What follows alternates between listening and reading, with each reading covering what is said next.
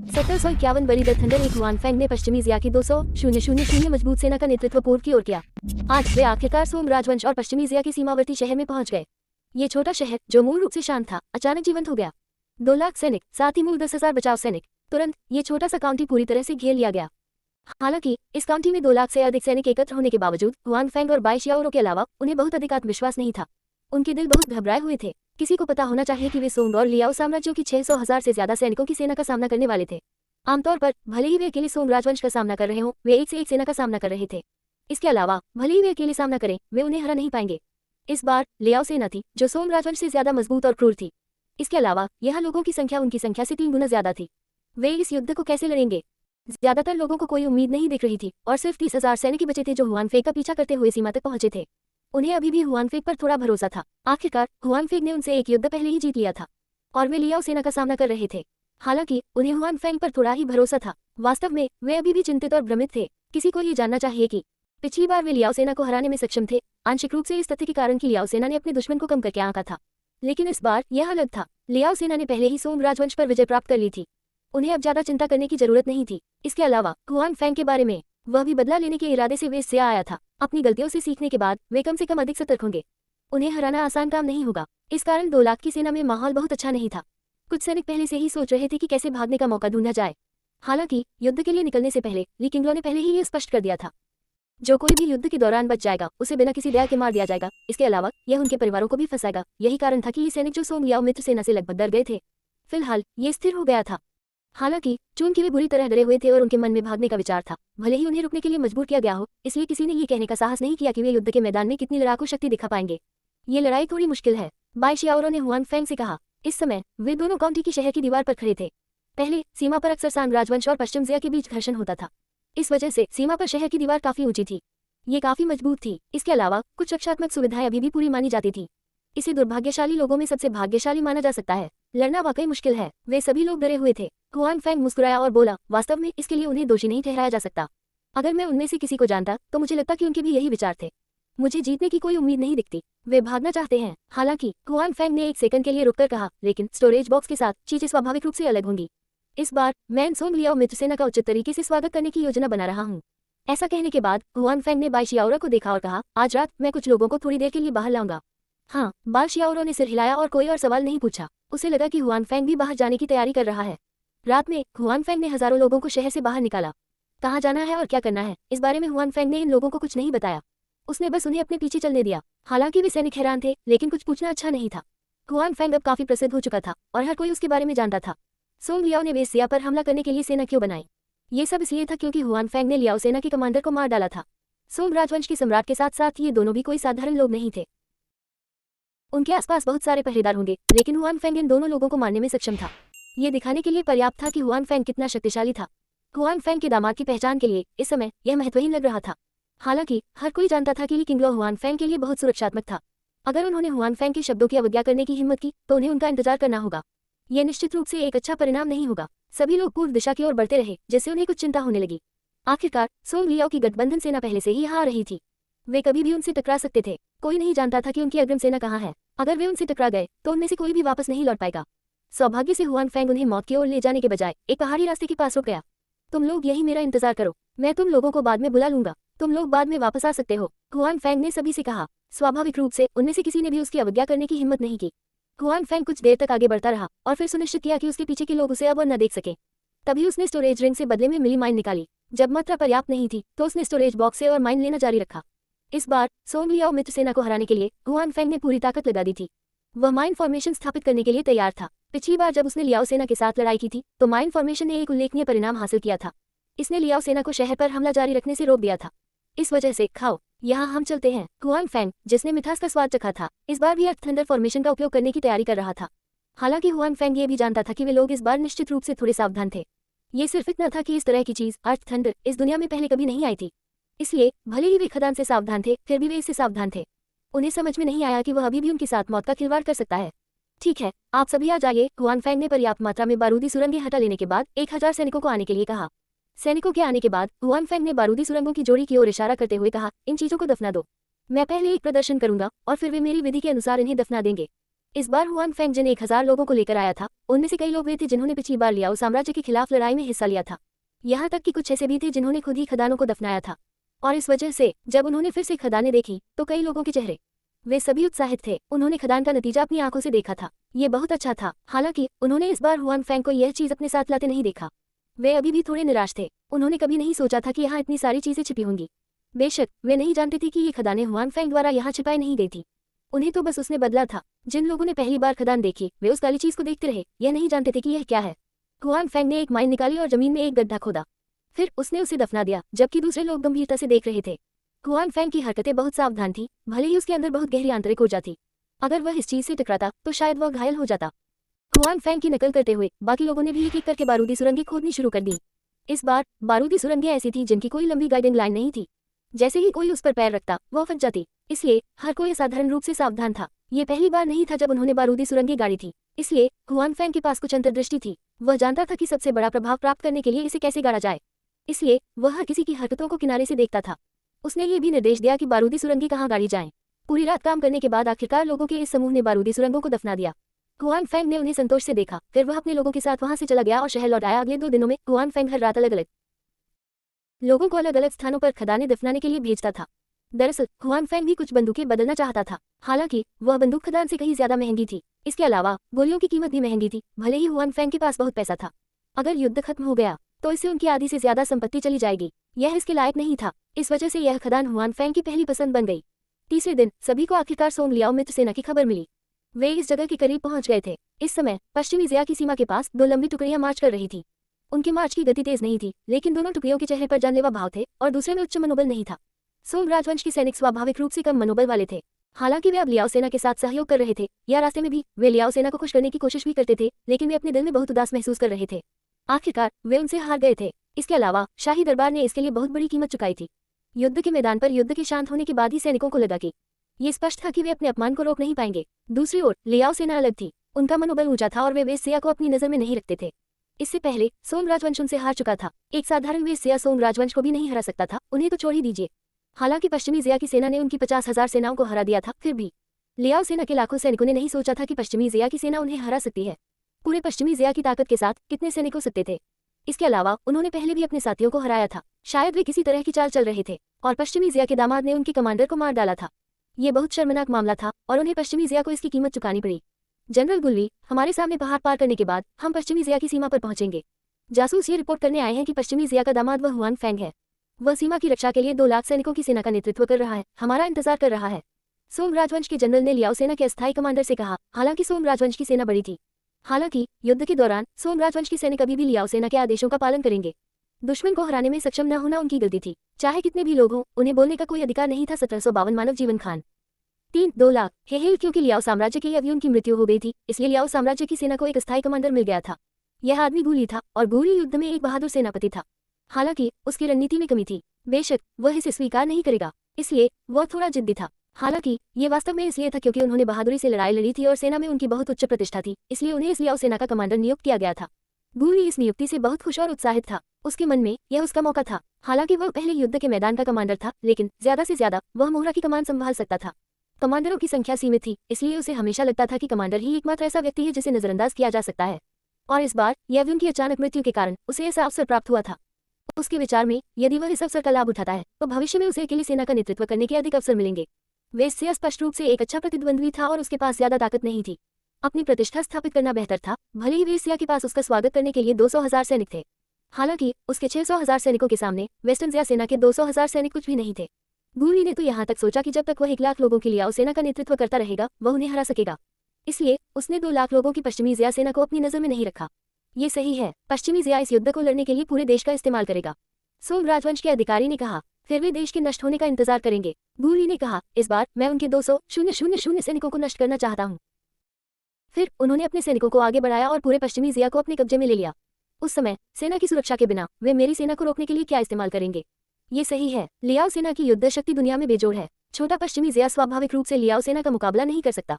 सोम राजवंश के अधिकारी ने कहा। उसके शब्द आधे सच्चे और आधे चापलूसी भरे थे। पश्चिमी जिया सेना की ताकत सोम राजवंश के बराबर भी नहीं थी और सोम राजवंश लियाओ सेना का मुकाबला नहीं कर सकता था।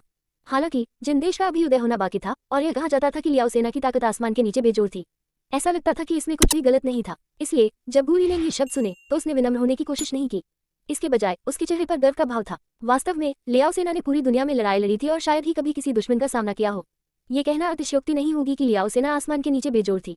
जनरल गुल्ली, आगे एक पहाड़ी रास्ता है। क्या हमें लोगों को पहाड़ पर जाने और उसकी खोज करने की व्यवस्था करनी चाहिए ताकि पश्चिमी ज़िया सेना हम पर घात लगाकर हमला न कर सके? सोम राजवंश के अधिकारी ने पास के पहाड़ को देखा और कहा, क्या तुम्हें लगता है कि मुझे नहीं पता कि मुझे क्या करना है? क्या मुझे तुम्हें सिखाने की जरूरत है? गूली ने उसकी ओर देखा और कहा, मेरी हिम्मत नहीं है, मेरी हिम्मत नहीं है। सोम राजवंश के अधिकारी ने जल्दबाजी में कहा। बहुत जल्दी ही स्काउट, जिसे गूली ने जांच करने के लिए पहाड़ पर जाने के लिए नियुक्त किया था, वापस लौट आया। उसे पहाड़ पर पश्चिमी ज़िया सेना का कोई निशान नहीं मिला। हम कम से कम पश्चिमी ज़िया सेना को पता है कि उनके लिए क्या अच्छा है और बचाव के लिए शहर में छिप जाते हैं। अगर वे बाहर आने की हिम्मत करते हैं तो मैं उन्हें बाहर ही मार डालूंगा। ऐसा लग रहा था कि यह खबर गूली की उम्मीद से परे नहीं थी। उनके दृष्टिकोण से जब पश्चिमी ज़िया सेना ने अपनी 6 लाख की सेना को देखा तो वे शायद डर गए थे। इस समय वे स्वाभाविक रूप से बाहर आने की हिम्मत नहीं कर पाए। वे बचाव के लिए केवल शहर की दीवार पर भरोसा कर सकते थे। अगर वे शहर से बाहर आने की हिम्मत करते तो वे मौत को दावत दे रहे होते। ये देखकर कि उन्हें पश्चिमी ज़िया सेना के लोग नहीं मिले, सोम राजवंश के अधिकारियों ने राहत की सांस ली। हालांकि उन्हें यह भी लगा कि उनकी 6 लाख की सेना का सामना करने पर पश्चिमी ज़िया सेना निश्चित रूप से हारने वाली थी। बेहतर होगा कि उनके पास शहर की दीवार हो। अगर वे वास्तव में बाहर आने की हिम्मत करते हैं तो वे मौत को आमंत्रित करेंगे। लेकिन लियाओ राज्य के अधिकारियों को डर था कि पश्चिमी ज़िया का कमांडर पागल है। वे उन पर बाहर घात लगाना चाहते थे। अगर ऐसा हुआ तो दुश्मन को कुछ नुकसान तो होगा, लेकिन वे इसे सहन नहीं कर पाएंगे। हालांकि ये स्पष्ट था कि दुश्मन में ऐसा करने की हिम्मत नहीं थी। सोम लियाओ मित्र सेना 2 पहाड़ों के बीच की घाटी से गुजरने वाली थी और इस वजह से अगर पश्चिमी ज़िया सेना 2 आसपास के पहाड़ों पर घात लगाती तो भी वे उन पर हमला कर सकते थे। बेशक ये तभी था जब पश्चिमी ज़िया सेना का पता नहीं चला था। हालांकि गूली घमंडी था, फिर भी उसने खोज के लिए पहाड़ पर जाने के लिए स्काउट की व्यवस्था की। ये सामान्य ज्ञान था। पहाड़ के दोनों ओर कोई नहीं था, इसलिए सोम लियाओ मित्र सेना गुजर सकी। गूली और सोम राजवंश के नेता समूह के बीच में सवार होकर धीरे धीरे घाटी से गुजरने के लिए तैयार हो गए। क्योंकि उनके पास पूर्ण लाभ था, वे दोनों अच्छे मूड में थे। टकराना। इस समय एक जोरदार धमाका सुनाई दिया। दोनों चौंक गए। फिर इससे पहले कि वे पूछ पाते कि क्या हुआ, टीम के सामने एक के बाद एक विस्फोट हुए। विस्फोटों के कारण टीम का अगला हिस्सा असंतुलित हो गया। क्या हो रहा है, क्या हो रहा है? गूली ने जल्दी से पूछा। जल्द ही गूली को समूह के सामने से एक रिपोर्ट मिली। किसी ने किसी चीज पर पैर रखा और फिर एक विस्फोट हुआ।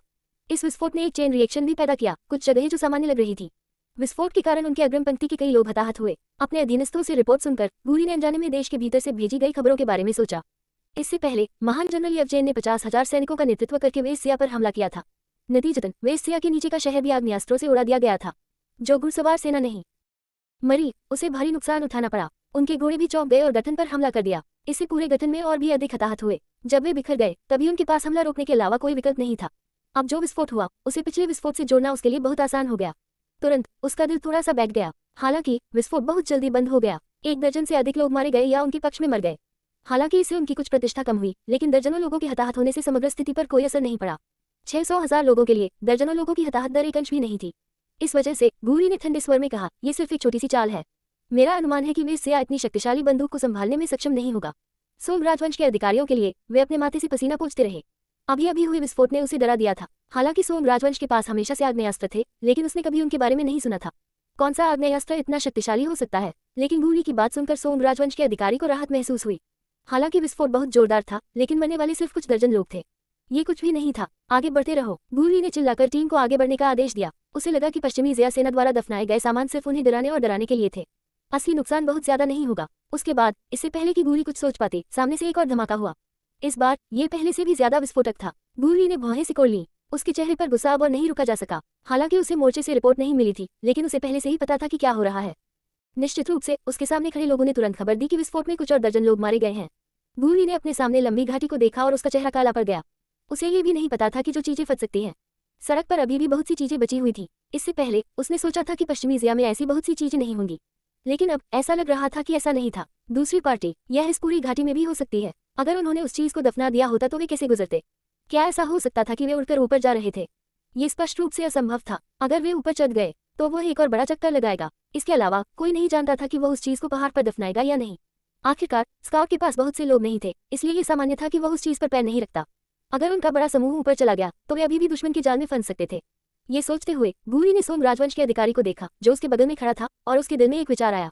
अपने आदमियों से कहो कि वे आगे चलें। गूली ने सोम राजवंश के अधिकारियों से कहा। सैम राजवंश के अधिकारी का चेहरा कड़वा हो गया। अगर ये पहले होता तो वह अग्रिम पंक्ति में रहकर खुश होता। आखिरकार समय आने पर उसके लिए सैन्य योग्यता प्राप्त करना आसान होगा, भले ही कुछ चीजें छीनना अधिक सुविधाजनक हो। हालांकि अब उसके मन में ऐसे विचार नहीं थे। उसे गूली जैसी ही समझ थी। कौन जानता था कि पश्चिमी ज़िया के लोग कितने आग्नेयास्त्र जमीन के नीचे दबे हुए थे। जाहिर है वे ही रास्ता दिखा रहे थे। क्या वे नहीं चाहते थे कि वे मर जाएं? क्या हुआ, क्या तुम तैयार नहीं हो? गूली ने उदास चेहरे के साथ कहा और उसके शरीर से एक हल्की हत्या की मंशा उभरी। मेरी हिम्मत नहीं है, मेरी हिम्मत नहीं है, मैं अभी आदेश दे दूंगा। ये देखकर कि गूली क्रोधित होने वाला था, सोम राजवंश का अधिकारी जल्दी से सहमत हो गया। इस युद्ध को दबाने के लिए सोम राजवंश ने बहुत बड़ी कीमत चुकाई थी। अगर उसने लियाओ सेना को फिर से उकसाया और उन्हें दुखी किया तो वह उन्हें फिर से हरा देगा। तब वो सोम राजवंश का पापी होगा। इसके अलावा अगर वह छोड़ना चाहता था तो उसके माताथी उसका नेतृत्व करेंगे। इससे उसका कोई लेना देना नहीं था, इसलिए उसे इस मामले में अपनी प्रतिष्ठा का इस्तेमाल करने की कोई जरूरत नहीं थी। सोम राजवंश के अधिकारी द्वारा आदेश दिए जाने के बाद स्वाभाविक रूप से नीचे के सैनिकों की शिकायतों की लहर आ गई।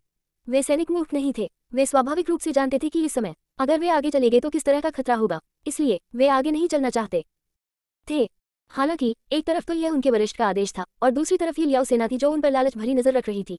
अगर सोम राजवंश के सैनिक इसका विरोध करना भी चाहते तो भी यह बेकार होता। इसलिए साम राजवंश के सैनिक अनिच्छा से ही आगे चल सकते थे और खुद को मानव बिजली डिटेक्टर के रूप में मानते थे। उसके बाद पूरी टीम आगे बढ़ती रही और जैसी की उम्मीद थी धमाकों की आवाजें गूंजती रहीं। आगे चलने वाला व्यक्ति था, मौत एक के बाद एक आ रही थी और हर विस्फोट में 1 दर्जन से ज्यादा मौतें हो सकती थी या दर्जनों लोग हताहत हो सकते थे। मोर्चे पर मौजूद सोम राजवंश के सैनिक वे हमेशा तनाव में रहते थे। पूरी टीम का मनोबल ये भी अपरिहार्य था कि वे प्रभावित होंगे। 353 आकाश से हमला 3 गूली ने यह सब उदास भाव से देखा। विस्फोट की आवाज अब तक सुनी जा चुकी थी। हालांकि सोम राजवंश के सैनिकों को खतरे को खत्म करने देने के अलावा उसके पास कोई अच्छा विचार नहीं था। सेना की गति धीमी हो गई। हर विस्फोट कुछ लोगों की जान ले लेता था। कुछ सोम राजवंश के सैनिक जो आगे चल रहे थे पहले ही गिर चुके थे और भागना चाहते थे, लेकिन वे मौके पर ही मारे गए। उनके पीछे सोम राजवंश के सैनिक वे केवल अनिच्छा से चलते रह सकते थे, अपने दिल में प्रार्थना करते हुए कि वे विस्फोट से न मारे जाएं। हालांकि मरने वाले सभी सोम राजवंश के सैनिक थे, लेकिन गूली के चेहरे का भाव अभी भी बहुत बदसूरत था। आखिरकार वह इस सेना का कमांडर था। सैनिकों की लगातार मौत उसकी अक्षमता थी। इससे पहले उसने पश्चिमी ज़िया की सेना को नीचा देखा था। अंत में उनसे मिलने से पहले ही वह पहले से ही एक बड़ा नुकसान उठा चुका था। गर्वित गूली इसे कैसे स्वीकार कर सकता था? गूली का मूड अच्छा था। सोम राजवंश का अधिकारी और भी बुरे मूड में था क्योंकि मरने वाले उसके आदमी थे। हालांकि यह उसका आखिरी साहसिक कार्य नहीं था, लेकिन आखिरकार वह ही था जो इन सैनिकों को बाहर लाया था। अगर नुकसान बहुत ज्यादा हुआ तो वह वापस आकर इसकी रिपोर्ट नहीं कर पाएगा। मूल रूप से वह आधे घंटे में घाटी से गुजरने में सक्षम था, लेकिन पूरी टीम को गुजरने में 3 घंटे लग गए और पूरी टीम में हर जगह चीख पुकार भी थी। ये तब हुआ जब माइंस फट गई थी। जो लोग इतने भाग्यशाली थे कि मरने से बच गए वे सभी घायल हो गए। वे टीम को घेरते रहे। पूरी टीम का मनोबल भी बहुत गिर चुका था। दुश्मन को देखने से पहले ही उनकी टीम को भारी नुकसान हो चुका था। हमने कितने लोगों को खो दिया है। घाटी से बाहर निकलने के बाद गूली ने राहत की सांस ली।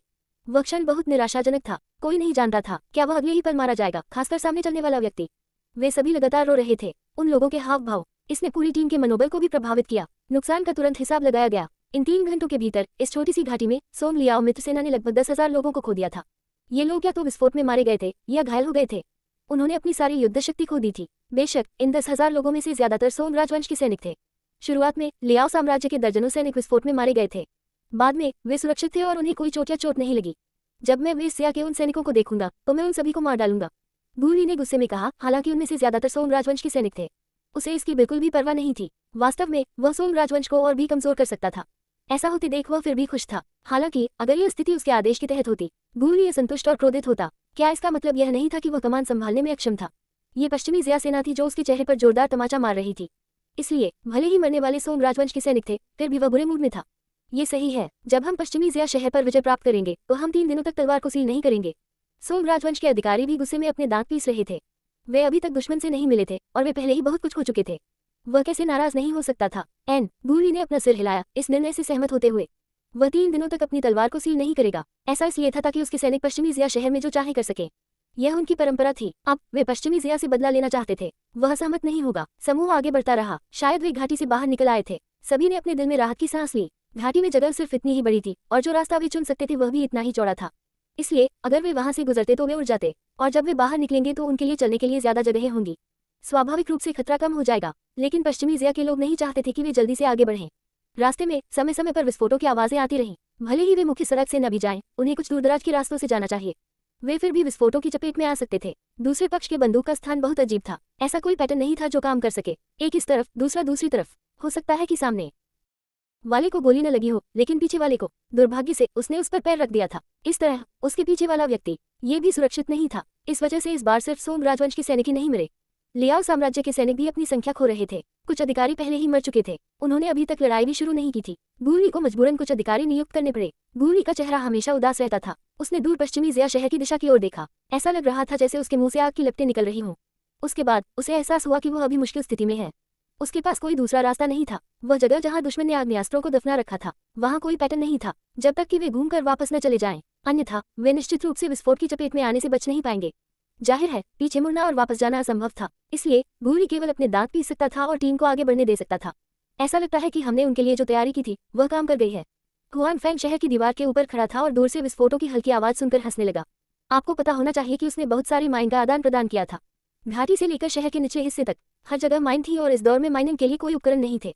इसलिए अगर सोंग लियाओ एलाइड आर्मी इस जगह तक पहुंचना चाहती थी तो उन्हें अपनी जान कुर्बान करनी पड़ती। सैनिकों की हताहती सिर्फ एक पहलू थी और दुश्मन के सैनिकों का मनोबल। इन सब चीजों के होने के बाद दुश्मन के सैनिकों का मनोबल जरूर गिरेगा। यही हुआन फैंग देखना चाहता था। तुम्हारी वे खदानें इस युग में लगभग अघुलनशील हैं, बाई शियाओरो ने कहा। भले ही यह कहा जा सकता है कि घोड़े उनके सामने दौड़ सकते थे गड़गड़ाहट को ट्रिगर करने के लिए, लेकिन इस युग में एक घोड़े का मूल्य एक सैनिक से भी अधिक था। उन सोंग लियाओ मित्र सेना, वे कुछ घोड़ों के मरने की तुलना में कुछ सैनिकों को मरना पसंद करेंगे। इसलिए यदि वे उन रास्तों से सुरक्षित गुजरना चाहते थे तो वे अपने जीवन का उपयोग केवल उन अंतरालों को भरने के लिए कर सकते थे। दुर्भाग्य से वे खदानें बहुत महंगी नहीं लिखती, लेकिन मैंने एक साथ इतनी सारी खदानों के बदले में काफी पैसे खर्च किए हैं। यह नहीं चलेगा। एक बार जब मैं सोंग लियाओ मित्र सेना को हरा दूंगा तो मैं निश्चित रूप से सोंग राजवंश तक अपनी लड़ाई लड़ूंगा, लियाओ साम्राज्य तक अपनी लड़ाई लड़ूंगा और उन्हें इसकी कीमत चुकाने पर मजबूर करूंगा। हुआन फैंग ने कहा। युद्ध को आसानी से जीतने के लिए हुआन फैंग ने बहुत सारी खदानें खरीदी। इन खदानों की कीमत बहुत ज्यादा थी, इस वजह से हुआन फैंग ने सोंग लियाओ और सोंग जिया पर आक्रमण करने की सोची। वह अपने नुकसान की भरपाई के लिए उनकी संपत्ति लूटना चाहता था। यदि इन 6 लाख लोगों को यहाँ नष्ट कर दिया गया तो दोनों देश सचमुच खत्म हो जाएंगे। बाई शियाओरो ने कहा। ये 600,000 सैनिक दोनों देशों की सेनाओं के सभी नहीं हो सकते। एक बार जब 600,000 सैनिक पूरी तरह से खत्म हो गए तो सोंग और लियाओ देशों की बची हुई ताकत पश्चिमी जिया के हमले का सामना नहीं कर पाएगी। बाकी लोगों को पता था कि हुआन फैंग इस मामले को पूरी तरह से सुलझाना चाहता है। इस समस्या को सुलझाने के बाद वह निश्चित रूप से दोनों देशों की सेनाओं का सफाया कर देगा। अन्यथा उनके चले जाने के बाद दोनों देश सेना में शामिल हो जाएंगे। वेस्ट जिया वास्तव में खत्म हो जाएगा। शाम को शहर की दीवारों पर खड़े पश्चिमी जिया सेना के सैनिकों ने अंततः दूरी पर सोंग और लियाओ सेनाओं को देखा और तुरंत घबरा गए।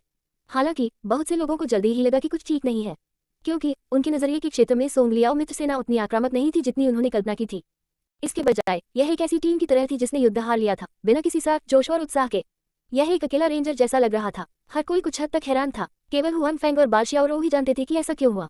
इतनी लंबी खदान से गुजरने के बाद, चाहे वो सोंग लियाओ एलाइड आर्मी की मानसिकता हो या भावना, ये लोग जो विस्फोट से नहीं मारे गए थे, इस समय उनका मूड और भावना भी अच्छी नहीं होगी। सोंग लियाओ मित्र सेना ने तुरंत हमला नहीं किया। इसके बजाय उन्होंने बाहर शिविर स्थापित किया। रास्ते में हर जगह बारूदी सुरंगें थी। उन्हें इस पर विश्वास नहीं हुआ। वे इस शहर के नीचे कोई भी बारूदी सुरंग नहीं ढूंढ पाए। उनके लिए इस जगह तक पहुंचना आसान नहीं था। उनमें शहर के नीचे बारूदी सुरंगों तक जाने की हिम्मत नहीं थी। उन्हें पहले शिविर स्थापित करना था। भूरी और सोंग राजवंश के अधिकारी शिविर के सामने चले गए और दूर से शहर को देखा। उन्होंने उग्रता से कहा, कल मैं इस शहर को नष्ट कर दूंगा। अंदर के लोगों में से कोई भी जीवित नहीं बचेगा। हाँ, उनमें से कोई भी जीवित नहीं बचेगा। सोंग राजवंश के अधिकारी ने सहमति जताई। वह भी बहुत दयनीय स्थिति में था। हालांकि वह वहां पहुंचने के रास्ते में विस्फोट की चपेट में नहीं आया था, फिर भी उसके पास ही एक विस्फोट हुआ था। वह भी विस्फोट से प्रभावित था। वह घायल हो गया था और घोड़े के डर के कारण वह जमीन पर गिर गया। इस प्रकार वह बहुत दयनीय लग रहा था। रास्ते में घाटी में मारे गए 10,000 लोगों के अलावा मेरे 5-6 हजार सैनिक भी मारे गए।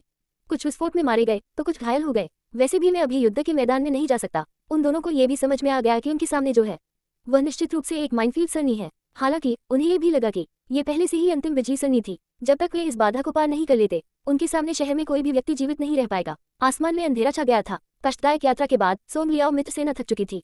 उन्हें एक एक करके सो जाने में ज्यादा समय नहीं लगा। हालांकि हुआन फैंग ने उन्हें चैन से सोने नहीं दिया। उन सैनिकों के सो जाने के कुछ ही समय बाद एक बार फिर विस्फोट की आवाज सुनाई दी।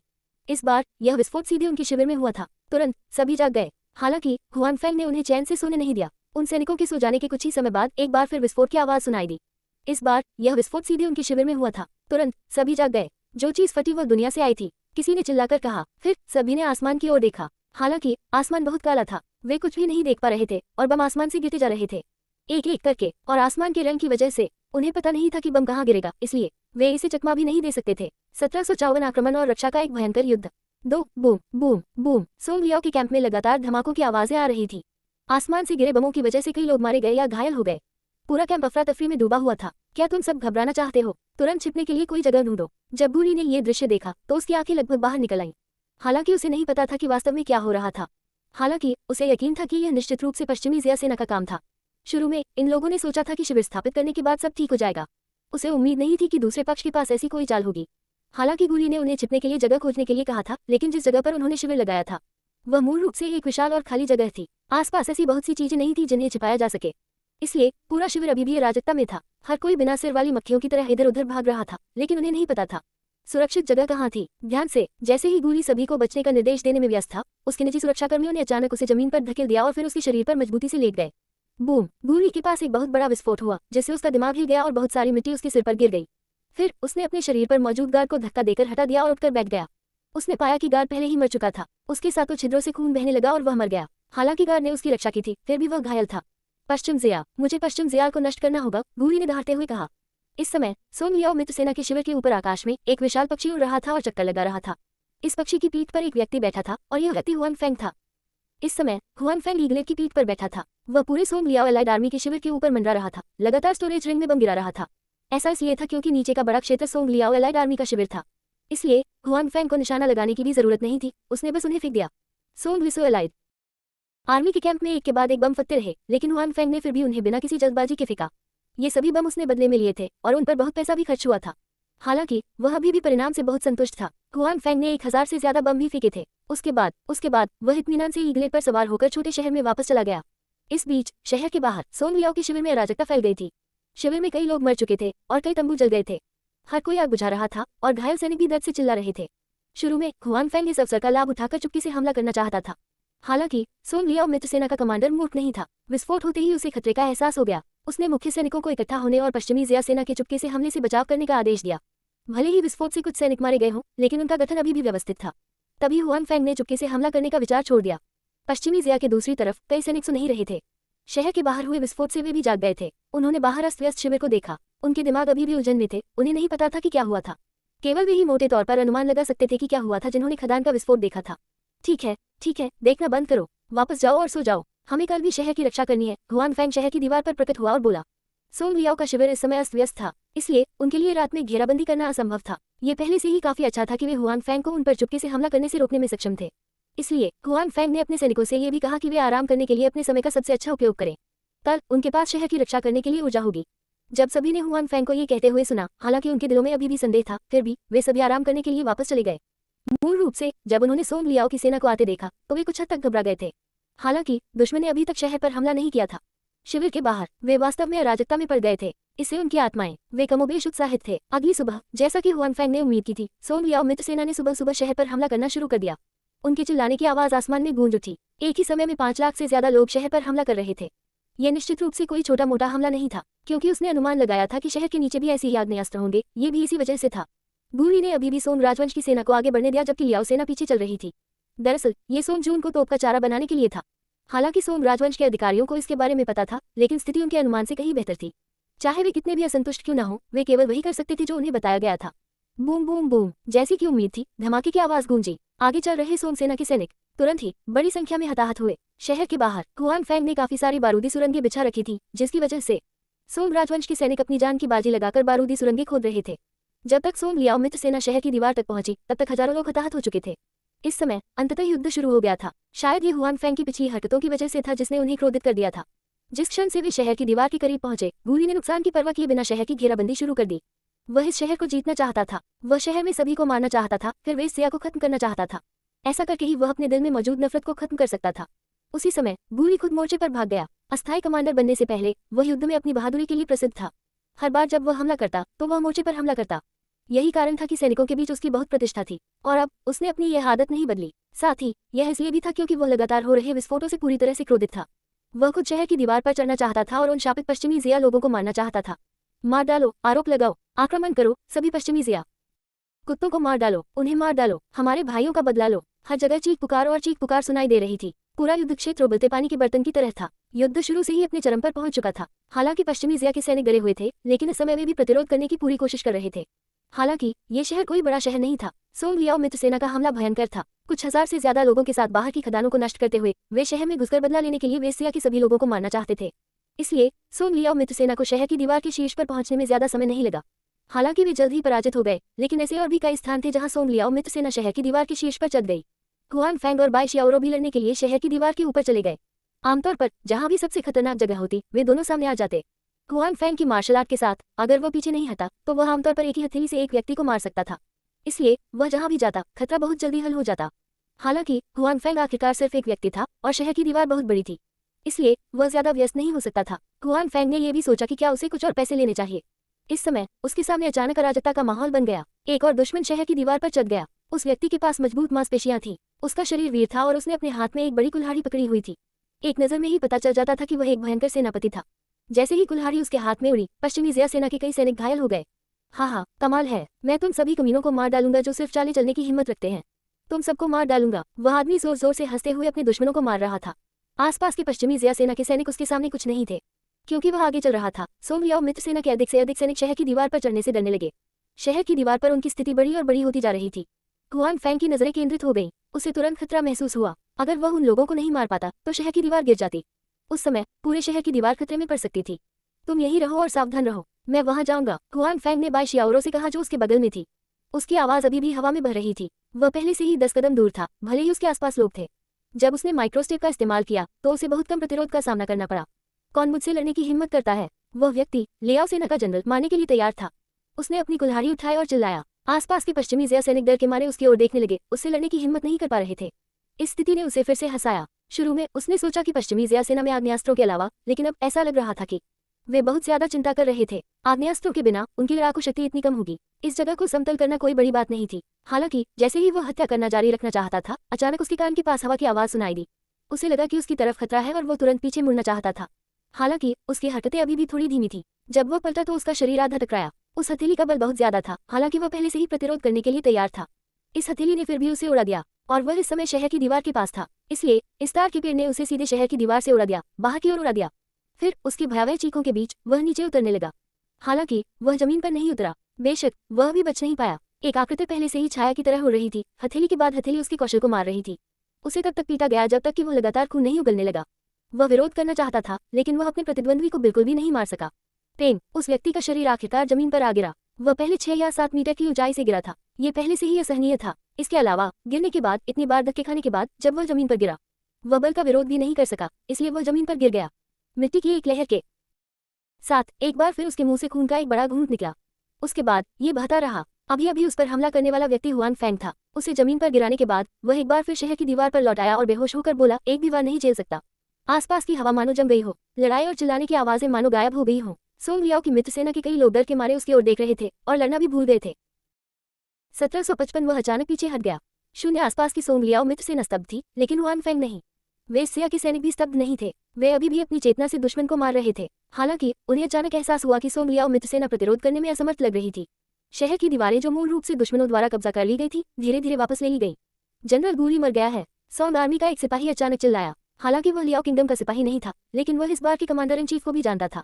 गूली पहले भी कई बार उनके सामने आ चुका था, इसलिए नीचे के कई सैनिक इस भयंकर जनरल के बारे में जानते थे।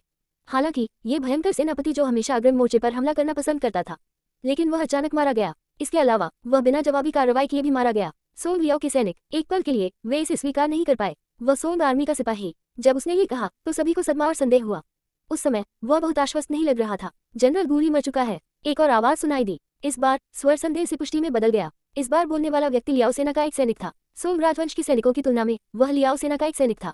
लियाओ सेना के सैनिक गूली से अधिक परिचित लग रहे थे। आखिरकार हर बार जब गूली लड़ता था, इस वजह से कई प्रमुख सैनिक गूली को जानते थे। गूली की आकृति अभी अभी लियाओ सेना के सैनिक के सामने से उड़ी थी। ये कहा जा सकता है कि वह असहाय होकर देखता रहा क्योंकि जनरल गूली को उड़ा दिया गया था। उसके बाद उस पर लगातार हवा में हमला किया गया और अंत में वह जमीन पर गिर गया और मर गया। बेशक ये भी संभावना थी कि वह अभी मरा नहीं था। हालांकि इतनी ऊंचाई पर उसे उसके प्रतिद्वंद्वी ने इतनी बार मारा था, ऐसा लग रहा था कि बचने की संभावना बहुत ज्यादा थी। उसे मार डालो और जनरल गूली का बदला लो। पीछे हटो, जनरल गूली मर चुका है। जल्दी से पीछे हटो। आपको पीछे हटने की अनुमति नहीं है। किसी को भी पीछे हटने की अनुमति नहीं है। गूली की दुर्घटना के कारण जैसे ही वे शहर पर हमला करने वाले थे, वे अचानक अराजकता में आ गए।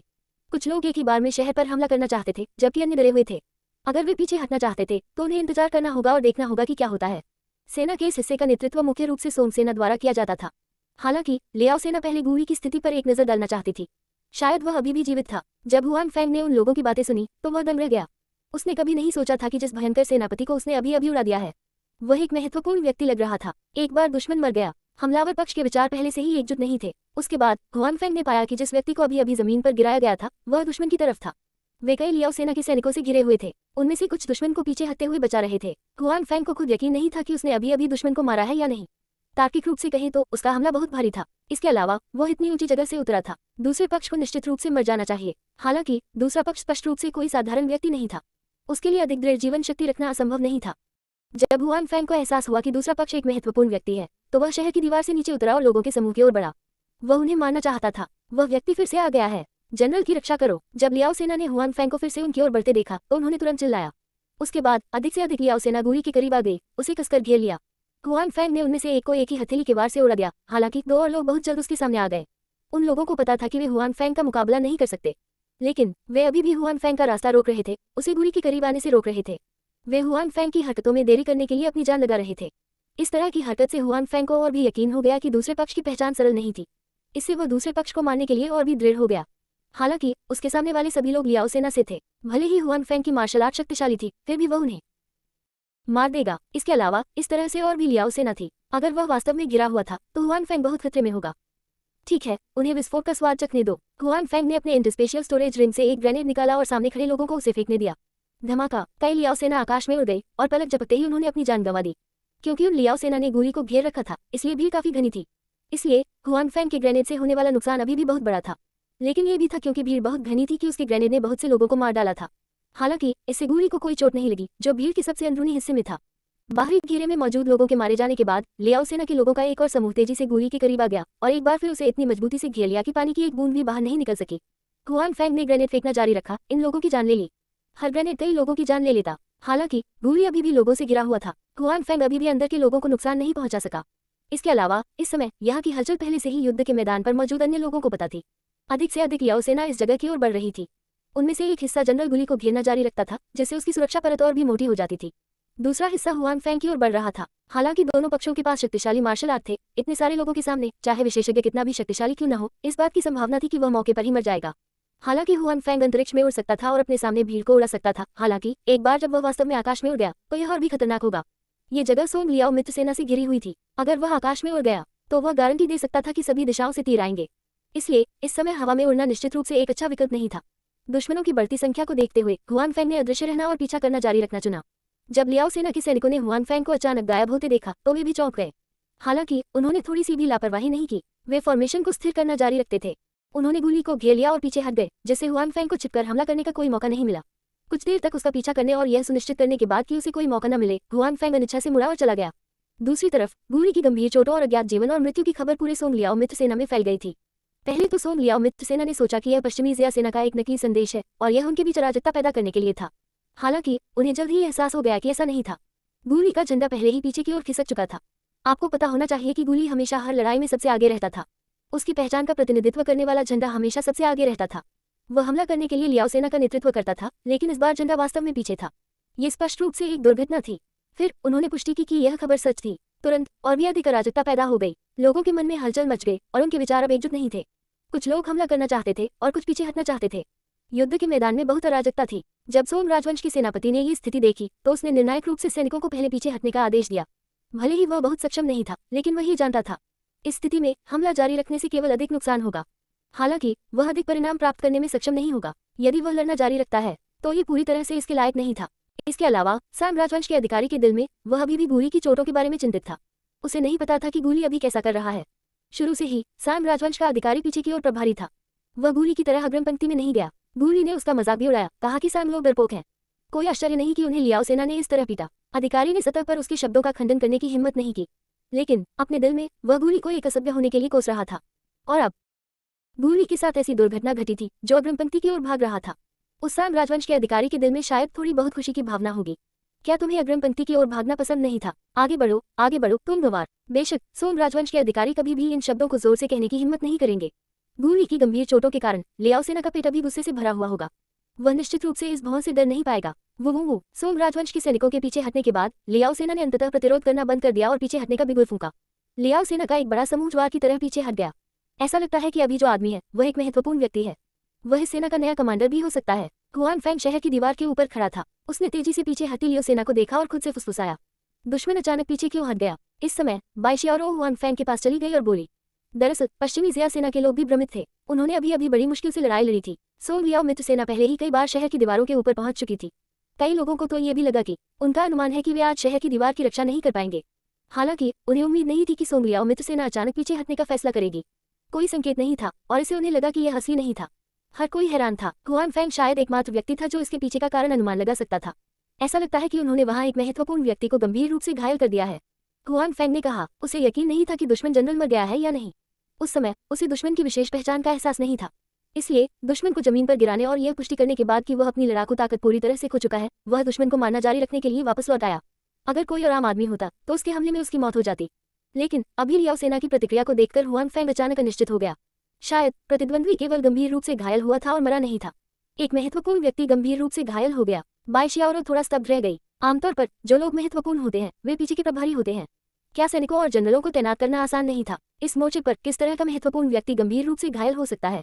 मुझे भी यकीन नहीं है। हुआन फेंग ने अपना सिर हिलाया और कहा, वह वास्तव में दूसरे पक्ष की सही पहचान नहीं जानता था। उसके बाद उसने बाई शियाओरो को देखा जिसके शरीर पर काफी खून था और कहा, क्या तुम ठीक हो? 1756 पहचान की जांच करें 3, ये सब ठीक है। बाई शियाओरो ने अपना सिर हिलाया और देखा कि उसके शरीर पर वास्तव में काफी खून था। उसने कहा, ये सब किसी और का है। युद्ध की शुरुआत से ही बाई शियाओरो युद्ध में शामिल हो गई थी। वास्तव में उसने युद्ध के मैदान का भी अनुभव किया था, हालांकि वहां का युद्ध क्षेत्र यहाँ के युद्ध क्षेत्र से अलग था।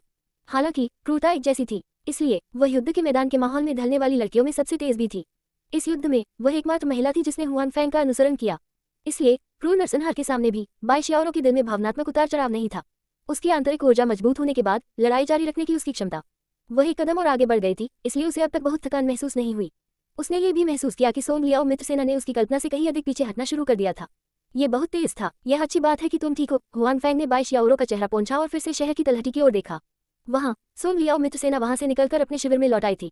हुआन फेंग उनका पीछा करना चाहता था, लेकिन दुश्मन बहुत अचानक और बहुत तेजी से पीछे हट गया था, इसलिए उसने सैनिकों को भागने नहीं दिया। हालांकि इस लड़ाई के बाद उन्हें लगा कि शहर में मौजूद बचाव दल के सैनिक बचकर भाग नहीं पाएंगे। मनोबल और आत्मविश्वास जरूर बड़ा होगा, क्योंकि उन्होंने एक लड़ाई जीत ली थी और दुश्मन को पीछे हटने पर मजबूर कर दिया था। हालांकि यह जीत कुछ हद तक हैरान करने वाली थी। हालांकि बहुत जल्द ही सभी को पता चल गया कि सोंग लियाओ मित्र सेना क्यों पीछे हट गई थी। उनका कमांडर वास्तव में अभी लड़ाई में घायल हो गया था और वह गंभीर रूप से घायल भी था। अब तक यह अभी भी अज्ञात था कि वह अभी भी जीवित है या नहीं। इसलिए सोंग लियाओ मित्र सेना का मनोबल अराजकता में था। यही कारण था कि वे पीछे हट गए। ऐसी खबरें स्वाभाविक रूप से हुआन फेंग द्वारा फैलाई गई थी। हालांकि उसे अभी भी गूली के शरीर का सही पता नहीं चल पाया था। हालांकि ये निश्चित रूप से एक कमजोर शरीर नहीं था। इसके अलावा भले ही दुश्मन कमांडर न हो, एक सफेद झूठ बोलने से सेना का मनोबल बढ़ाने में मदद मिलेगी। जैसा कि अपेक्षित था, ये जानने के बाद कि उनके पक्ष ने दूसरे पक्ष के कमांडर को गंभीर रूप से घायल कर दिया है, पश्चिमी एशिया सेना का मनोबल स्पष्ट रूप से बढ़ गया था और यह कुछ लोगों के चेहरों पर भी था। तो ये पता चला कि सोंग लियाओ मित्र सेना आखिरकार इतनी डरावनी नहीं थी। दुश्मन के कमांडर को उनके द्वारा मारपीट के आदान प्रदान के बाद गंभीर रूप से घायल कर दिया गया था। अगली बार जब वे आएंगे तो वे निश्चित रूप से उसे मार देंगे। हुआन फेंग नीचे के सैनिकों को धोखा दे सकता था क्योंकि वह उनका मनोबल बढ़ाना चाहता था। हालांकि वह खुद से झूठ नहीं बोल सकता था, इसलिए उसने फैसला किया, रात में वह दुश्मन के शिविर में जाकर एक नजर डालेगा, दूसरे पक्ष की पहचान की पुष्टि करते हुए साथ ही यह भी जांच करेगा कि क्या दूसरा पक्ष मर चुका है। क्या वह मर चुका है? दिन का बचा हुआ समय दोनों पक्षों के बीच टकराव में बीता। कुल मिलाकर सोंग लियाओ मित्र सेना के हमले बाघ के सिर और सांप की दुम की तरह थे। उनके हमले अभी शुरू ही हुए थे। उनका हमला वाकई बहुत भयंकर था। इसने एक बार पश्चिमी एशिया सेना के हमले को दबा दिया था। हालांकि गोली की अप्रत्याशित चोट ने उन्हें पीछे हटने पर मजबूर कर दिया। वास्तव में उनमें से कई को पहले ही एहसास हो गया था कि उन्होंने अनुकूल स्थिति को छोड़ दिया है। अगर वे आधे दिन और टिके रह सकते, शायद तब वे शहर की दीवार तोड़ देंगे। हालांकि वे अब हार मान सकते थे। हालांकि सौभाग्य से सोंग लियाओ मित्र सेना के इस हमले के बाद उन्हें पश्चिमी एशिया सेना की युद्ध शक्ति का एक मोटा अंदाजा था। इसलिए उन्हें लगा कि जब गोली ठीक हो जाएगा तो शायद वह ठीक हो जाएगा। वे एक और हमले के साथ दुश्मन के शहर को तोड़ने में सक्षम होंगे। उसके बाद वे दुश्मन के शहर को नष्ट कर देंगे। अब वे पश्चिमी एशिया सेना को केवल कुछ और दिनों तक ही जीवित रहने दे सकते थे। सोंग लियाओ मित्र सेना के लगभग सभी सैनिकों का यही विचार था। हालांकि सोंग लियाओ मित्र सेना के केवल उच्च अधिकारियों को ही पता था कि गोली मरा नहीं था, लेकिन वह गंभीर रूप से घायल और बेहोश था। वह कब जागेगा यह कोई नहीं जानता था, और यही एकमात्र समस्या थी। सोंग लियाओ मित्र सेना की कमान कौन संभालेगा? गोली की नियुक्ति लियाओ राज्य से जारी की गई थी और यह केवल एक स्थायी कमांडर था। अब गोली गंभीर रूप से घायल और बेहोश था। इस टीम का कमांडर होने का अधिकार किसे था? ये स्पष्ट रूप से एक समस्या थी। इसके अलावा इस टीम में न केवल लियाओ सेना थी, बल्कि सोंग राजवंश की सेना भी थी। उस समय समन्वय की इस समस्या को भी हल करना होगा। बेशक लियाओ सेना के कई सैनिक सोंग राजवंश के सैनिकों के बारे में अच्छा नहीं सोचते थे। आखिरकार वे लोग उनसे हार गए थे, इसलिए स्वाभाविक रूप से वे उनके बारे में अच्छा नहीं सोचते थे। सोंग राजवंश की सेना का नेतृत्व करने वाला अधिकारी वास्तव में गोली की जगह लेना चाहता था। उसके बाद उसने सोंग लियाओ मित्र सेना का नेतृत्व करते हुए पश्चिमी एशिया पर हमला जारी रखा।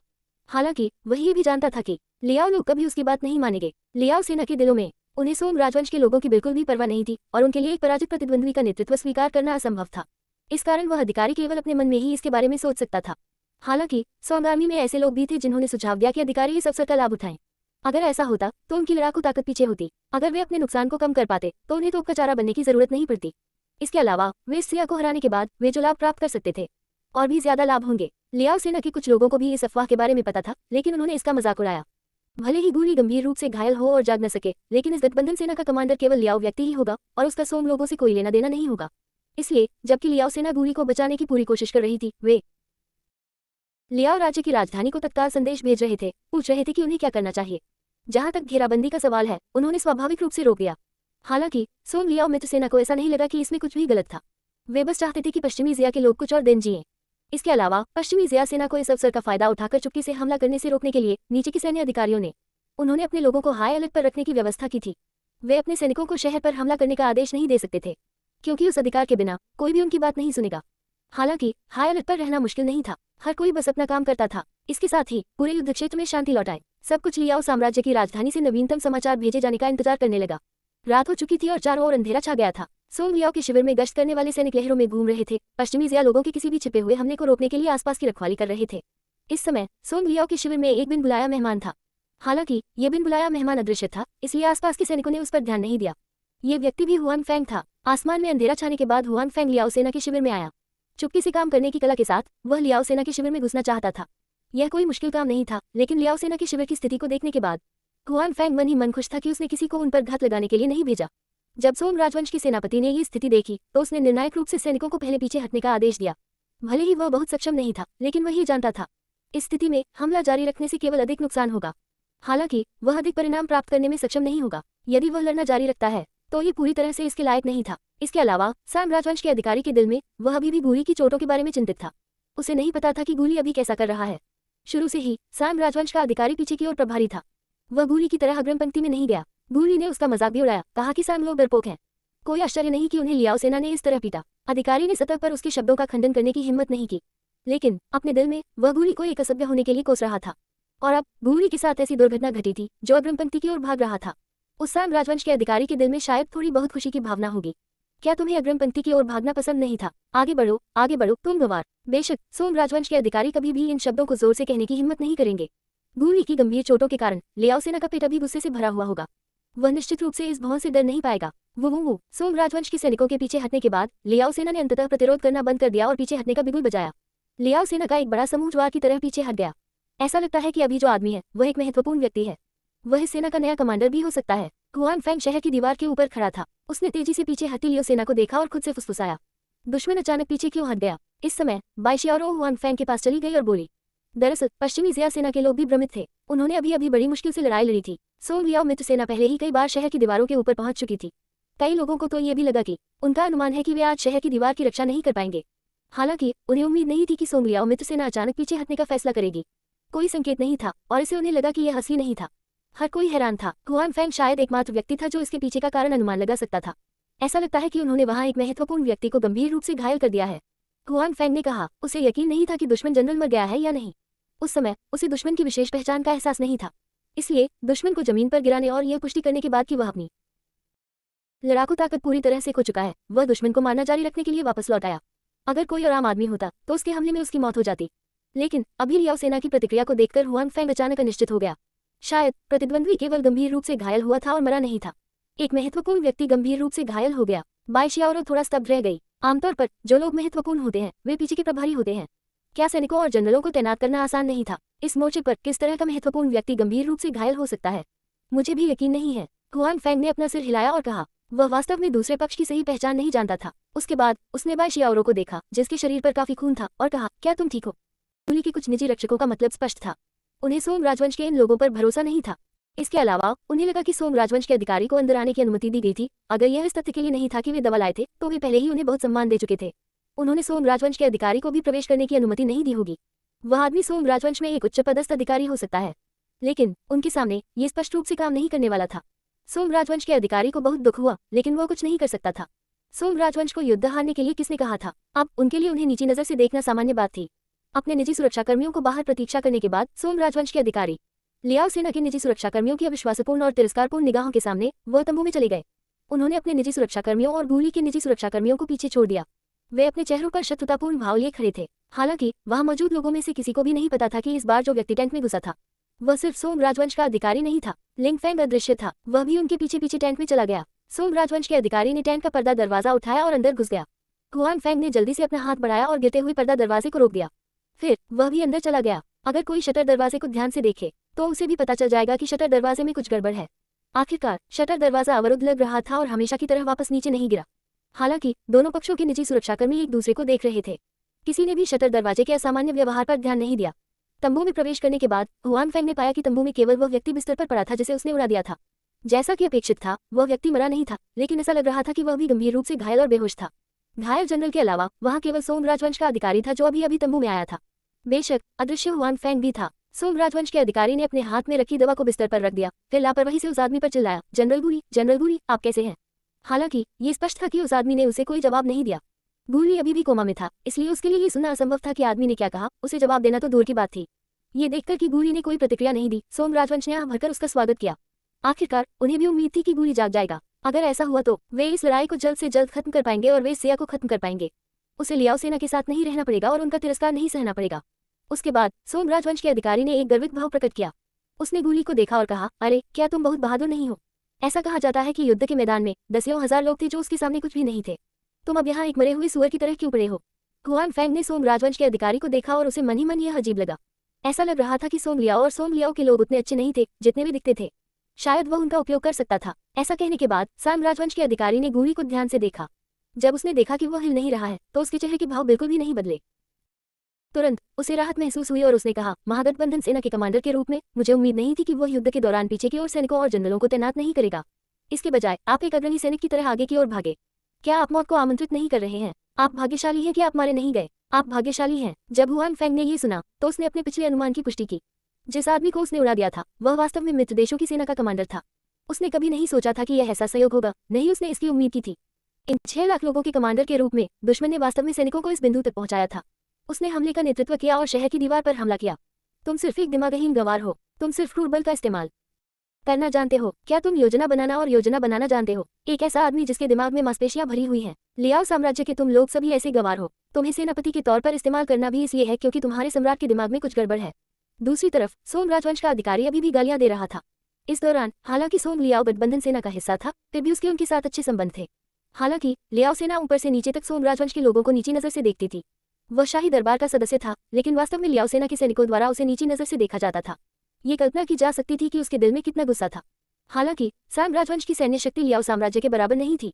इसके अलावा वे अभी दुश्मन से हारे थे। इसलिए वह साम राजवंश अधिकारी, चाहे वह अपनी सुरक्षा के लिए हो या समग्र स्थिति के लिए, चाहे वह कितना भी क्रोधित क्यों न हो, उसने कुछ भी कहने की हिम्मत नहीं की। उसका मानना था कि अगर लियाओ लोग उसे गुस्से में मार देते हैं तो उसके पीछे शाही दरबार, वह अपने लिए ज्यादा कुछ कहने की हिम्मत नहीं करेगा और उसकी मौत व्यर्थ होगी। इस वजह से रास्ते भर वह हर जगह मुस्कुराता रहा। यहाँ तक कि लियाओ सेना के सैनिकों का सामना करते समय भी उसने दिखावा करने की हिम्मत नहीं की। एक ऐसे व्यक्ति के रूप में जो अक्सर साम राजवंश में दूसरों द्वारा चापलूसी किया जाता था, वह अपने दिल में बहुत दुखी होना चाहिए। इसलिए ये जानने के बाद कि गुरी गंभीर रूप से घायल हो गया है और अभी तक नहीं उठा है, वह अपना गुस्सा निकालना चाहता था। वह दूसरे पक्ष के सामने डांट का जवाब नहीं दे सकता था। उसके बारे में कुछ भी कहना अच्छा लगा, इसलिए वह आज कुछ दवाएं लेकर आया था। वह वास्तव में गुरी के बारे में नहीं सोच रहा था। सोम राजवंश के अधिकारी जितना अधिक कोसते थे, वे उतने ही अधिक उत्साहित होते थे, खासकर जब गुरी वहां लेटा हुआ था। चाहे वह कितना भी डांटे, उसे ये देखकर अच्छा लगता था। जैसा कि सोम राजवंश के अधिकारी से उम्मीद की जाती थी, उसके मुंह में बहुत सारे शब्द थे। लंबे समय तक कोसने के बाद भी उसके पास शब्दों की कमी नहीं थी। हुआन फेंग पहले ही 2 बार अदृश्यता मंत्र का इस्तेमाल कर चुका था और दूसरे पक्ष ने आखिरकार रोक दिया, जैसे कि उसे पर्याप्त नहीं मिला था। हुआन फेंग ने अनुमान लगाया कि ऐसा इसलिए नहीं था क्योंकि उसने पर्याप्त डांटा था, बल्कि इसलिए क्योंकि उसे लगा कि वह यहाँ लंबे समय से था। अगर वह अभी भी बाहर नहीं गया तो बाहर के लोगों को शक हो जाएगा। अगर वह अचानक अंदर आया और उसने देखा कि गुली उसे इस तरह डांट रही है, तो उसने अनुमान लगाया कि वह आज यहाँ से नहीं जा पाएगा। इसे भूल जाओ, ऐसा लगता है कि तुम्हारा रवैया बुरा नहीं है। चलो आज इसे यही खत्म करते हैं। मुझे उम्मीद है कि भविष्य में जब तुम कुछ करोगे तो अपने दिमाग का इस्तेमाल कर पाओगे। सिर्फ मांसपेशियों से खेलना मत सीखो। सोम राजवंश के अधिकारी ने अपने कपड़े ठीक किए, तनाव दूर करने के लिए। एक पल उसने कुछ उत्साह के साथ कहा। लियाओ साम्राज्य के सैनिक सोम राजवंश के उन लोगों को नीची नजर से देखते थे जो लड़ नहीं सकते थे, लेकिन सोम राजवंश के लोग अपने दिल में वे लियाओ साम्राज्य के असभ्य लोगों को भी नीची नजर से देखते थे। हालांकि अपनी अपनी ताकत के कारण लियाओ साम्राज्य के लोग सोम राजवंश के लोगों के प्रति अपने मन में जो तिरस्कार रखते थे, उसे अपने चेहरे पर दिखा सकते थे। जहां तक सोम राजवंश के लोगों की बात है, तो वे खुले तौर पर लियाओ साम्राज्य के लोगों को नीची नजर से देखने की हिम्मत नहीं करते थे। ये ठीक इसी वजह से था कि वे आज अपना गुस्सा निकाल पाए। जब उनकी भावनाएं स्थिर हो गईं, सोम राजवंश के अधिकारी ने गुली को देखा जो बिस्तर पर निश्चल लेटा हुआ था, और दिखावटी ढंग से कहा, जनरल गुद्वितीय, मैं पहले निकल जाऊंगा। मैं किसी और दिन आकर आपसे मिलूंगा। ये कहने के बाद वह गंभीर भाव से पीछे मुड़ा और चला गया। जब वह मुड़ा तो हुआन फेंग उसकी पीठ के पास आ गया था और बिस्तर के करीब था। उसने अपनी स्टोरेज रिंग से एक साधारण खंजर निकाला और गोली के दिल में घोंप दिया। ये पुष्टि करने के बाद कि दूसरा पक्ष वास्तव में मर चुका है, हुआन फेंग ने खंजर निकाला। फिर उसने एक दयनीय चीख निकाली। उसी समय हुआन फेंग ने खंजर को सोम राजवंश के अधिकारी के पैरों में फेंक दिया। लगभग उसी समय वो फिर से अदृश्य हो गया। सोम राजवंश का अधिकारी उलझन में घूम गया। अभी उसकी पीठ गोली की तरफ थी, इसलिए उसे नहीं पता था कि उसके पीछे क्या हुआ। उसने केवल कुछ आवाजें सुनी। दरअसल जब हुआन फेंग के खंजर ने गोली के शरीर में वार किया तो उसने आवाज सुनी, लेकिन हुआन फेंग बहुत तेजी से आगे बढ़ा। क्रियाओं की श्रृंखला एक ही बार में पूरी हो गई। जाहिर है उसने इसके बारे में लंबे समय तक सोचा था। बिना किसी हिचकिचाहट के उसने सोम राजवंश के अधिकारी के पीछे मुड़कर गोली को फिर से देखने का इंतजार किया। हुआन फेंग एक बार फिर चुपके मोड में प्रवेश कर चुका था, इसलिए सोम राजवंश के अधिकारी ने हुआन फेंग का आंकड़ा नहीं देखा। हालांकि सैम राजवंश के अधिकारी का चेहरा मौत की तरह पीला पड़ गया, क्योंकि उसने गोली के दिल में एक बड़ा छेद देखा। खून बहता रहा। सैम राजवंश का अधिकारी इस दृश्य को अचंभित होकर देख रहा था। ऐसा लग रहा था कि वह इस दृश्य से डर गया था और एक पल के लिए स्तब्ध रह गया। उसकी ओर से कोई प्रतिक्रिया नहीं हुई। हालांकि अपने दिल की गहराई में उसे सहज ही महसूस हुआ कि कुछ बुरा हुआ है। जब बाहर के पहरेदारों ने चीख सुनी तो वे तुरंत अंदर भागे। गोली के निजी रक्षक और सोम राजवंश के निजी रक्षक अपने मालिक की सुरक्षा के बारे में चिंतित थे, इसलिए वे एक ही समय में अंदर भागे।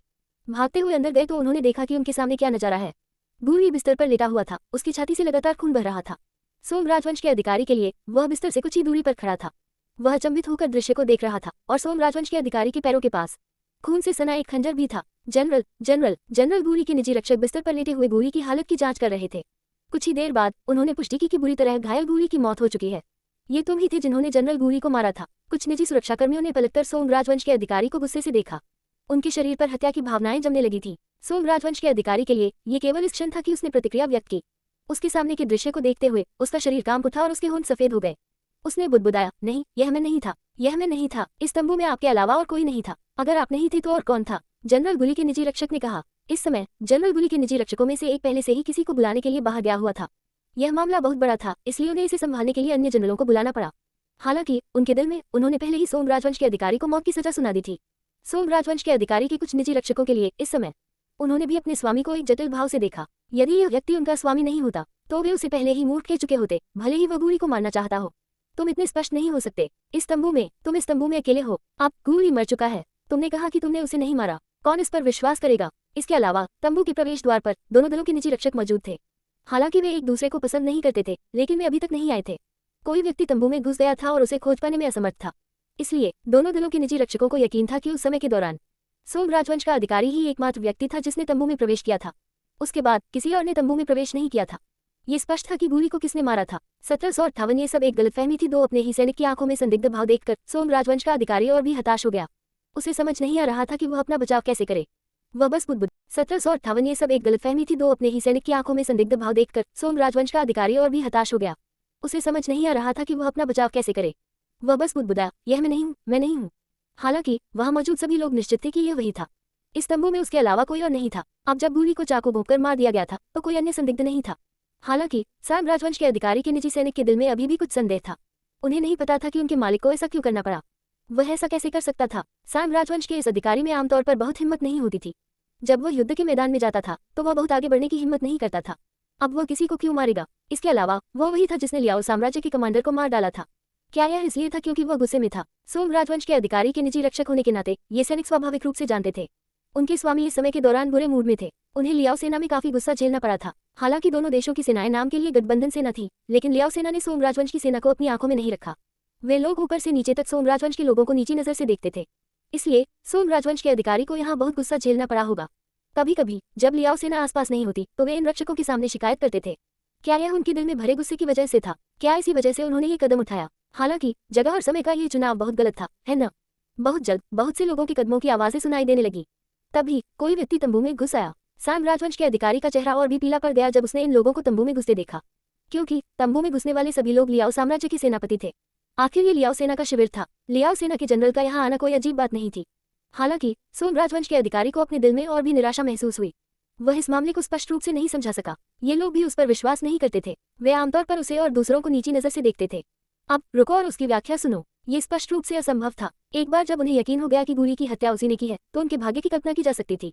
क्या हो रहा है? जनरल गूदो को क्या हो गया है? लियाओ सेना के कुछ जनरलों के प्रवेश करने के बाद उन्होंने सोम राजवंश के अधिकारियों से कोई मतलब नहीं निकाला। जब वह गोली की स्थिति के बारे में चिंतित था तो सोम राजवंश का अधिकारी वहां से जाना चाहता था। हालांकि ये जगह लियाओ सेना से भरी हुई थी। उसके पास वहां से जाने का कोई रास्ता नहीं था। वह केवल वहां अजीब और डरपोक तरीके से रह सकता था, लियाओ सेना के जनरलों के फैसले का इंतजार करते हुए। बेशक उसके दिल में अभी भी उम्मीद की एक किरण थी, ये लियाओ सेना उसकी व्याख्या सुनेगी। हालांकि यह उम्मीद बहुत कम थी, लेकिन यह उसकी आखिरी उम्मीद थी। जनरल गूली मर चुका है, गूली के निजी रक्षक ने उदास और गुस्से से भरे चेहरे से कहा। बेशक उसका गुस्सा सोम राजवंश के अधिकारी पर था। मर गया। लियाओ सेना के कुछ जनरल गूली के बिस्तर पर गए और उसकी छाती पर घाव देखा। वे जानते थे कि गूली की जान चली गई है। वह आज घेराबंदी में पहले से ही था। वह गंभीर रूप से घायल था, लेकिन अब वह और भी घायल हो गया था। वह निश्चित रूप से मर चुका था। आखिर क्या हो रहा है? लियाओ सेना के जनरल को पूरी स्थिति समझ में आने लगी। ये वही है। जनरल गुल्ली के निजी रक्षकों के कप्तान ने सोम राजवंश के अधिकारी की ओर इशारा करते हुए कहा, यह उसी ने किया है। वह अपने आदमियों के साथ यहाँ आया था। उसने कहा था कि वह जनरल गुल्ली को दवा देने जा रहा है, इसलिए मैंने उसे अंदर आने दिया। कौन जानता था कि तंबू में प्रवेश करने के कुछ ही समय बाद तंबू के अंदर से एक खून जमा देने वाली चीख सुनाई देगी। हम दौड़े और जनरल गुल्ली को ऐसी हालत में देखा। खून से सना खंजर भी उसके पैरों के पास था। लियाओ सेना के कुछ जनरलों ने जमीन पर पड़े खंजर को देखा। खंजर पर वाकई खून लगा था। इसे अब तक किसी ने नहीं उठाया था। ये वाकई सोम राजवंश के अधिकारी के पास था। मैंने उसे नहीं मारा। मैंने जनरल गू द्वितीय को नहीं मारा। आपको मेरी बात पर यकीन करना होगा। सोम राजवंश के अधिकारी ने उत्सुकता से समझाया। मैं जनरल गुली के साथ कुछ समय बिताने के बाद वहां से निकल जाना चाहता था। जैसे ही वह मुड़ा, उसने अपने पूरे शरीर में चीखें सुनी। फिर जब वह मुड़ा तो जनरल गुली पहले से ही ऐसी स्थिति में था। वह खंजर मेरे पैरों के ठीक बगल में था। मैंने वास्तव में कुछ नहीं किया। मुझे कुछ भी नहीं पता। तो आपके अलावा इस तंबू में और भी लोग हैं?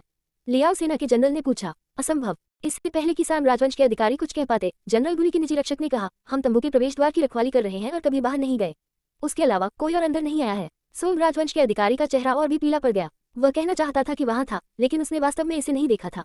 इसके अलावा जनरल गुली के निजी रक्षक प्रवेश द्वार की रखवाली कर रहे थे। भले ही वह कहता कि वहां था, दूसरा पक्ष उस पर विश्वास नहीं करेगा। और क्या कहना है तुम्हें? लियाओ सेना के जनरल और अन्य लोगों ने पहले ही लियाओ सेना को पूरा मामला स्पष्ट कर दिया था। जाहिर है जनरल गुली की हत्या इस सोम राजवंश के अधिकारी ने की थी। इससे लियाओ सेना के जनरल बहुत क्रोधित हो गए। वास्तव में वे इस निष्कर्ष पर पहुंचे थे। एक कारण निजी रक्षकों के शब्दों के कारण था और दूसरा कारण था, शुरू से लेकर अंत तक उन्होंने कभी भी सोम राजवंश के लोगों पर विश्वास नहीं किया था। गुलिल के लिए भी यही बात लागू होती है। उनकी नजर में सोम राजवंश के सैनिक बेकार थे। उनसे ज्यादा लोग थे और वे उनसे हार भी गए थे। सोम राजवंश के ये सैनिक इस बार उनके साथ आए थे और उन्हें लियाओ सेना में शामिल होने का अवसर मिला था। वे यहाँ तोप का चारा बनने आए थे। इसके अलावा क्योंकि उन्होंने अभी अभी सोम राजवंश को नष्ट किया था, उन्होंने सोम राजवंश के कई लोगों को मार डाला था।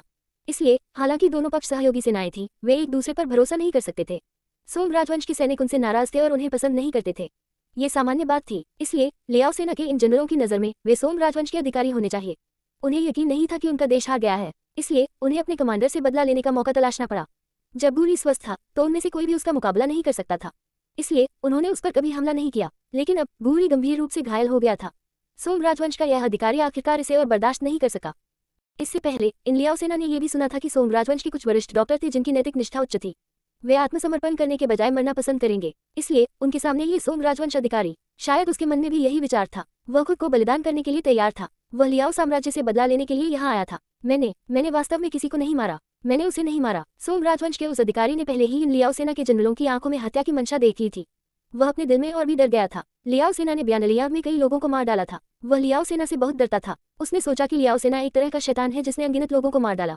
अन्यथा वह अपने गुस्से को निगल नहीं पाता। अभी भी बहस करने की कोशिश कर रहे हैं। उस लियाओ सेना के जनरल ने चिल्लाते हुए कहा, सोम राजवंश के लोग, तुम हमें युद्ध के मैदान में नहीं हरा सकते, इसलिए तुम केवल हमारी पीठ पीछे ये तुच्छ चालें खेलना जानते हो।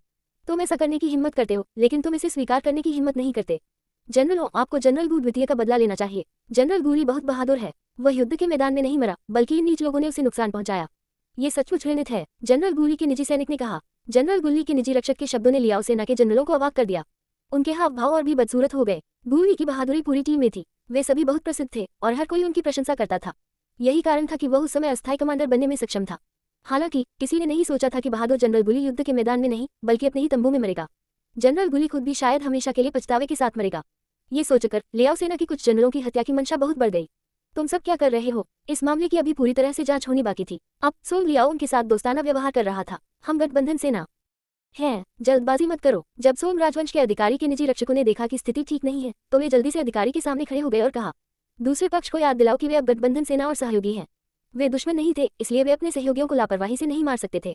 हालांकि इन निजी सुरक्षाकर्मियों को यकीन था कि गूली को उनके ही मालिक ने मारा है, लेकिन बाहरी लोगों के सामने वे निश्चित रूप से इसे स्वीकार नहीं करेंगे। हालांकि कुछ लोग अपने दिल में सोच रहे थे कि उन्हें वास्तव में उम्मीद नहीं थी। उनके अपने मालिक के पास भी इतनी हिम्मत थी कि वास्तव में ऐसा मर्दाना काम करने की हिम्मत थी। केवल उन्होंने जो समय और स्थान चुना वो कुछ हद तक दिमागहीन लग रहा था। मित्र, बाहर में जाओ तुम। लियाओ सेना के एक जनरल ने अचानक अपनी तलवार निकाली। उसने अपने सामने खड़े एक गार्ड को चाकू घोंपकर मार डाला। तुम जो हमसे हार गए हो, क्या तुम्हें भी हमारा मित्र बनने का अधिकार है? ज्यादा से ज्यादा तुम तो सिर्फ तोप का चारा हो। तुम क्या कर रहे हो? ये देखकर कि उसके पक्ष के किसी व्यक्ति को चाकू मार दिया गया है, शेष सोम राजवंश के सैनिकों ने अवचेतन रूप से अपने हथियार निकाल लिए। हालांकि जैसे ही वे आगे बढ़े, तंबू में मौजूद लियाओ सेना ने भी अपने हथियार निकाल लिए।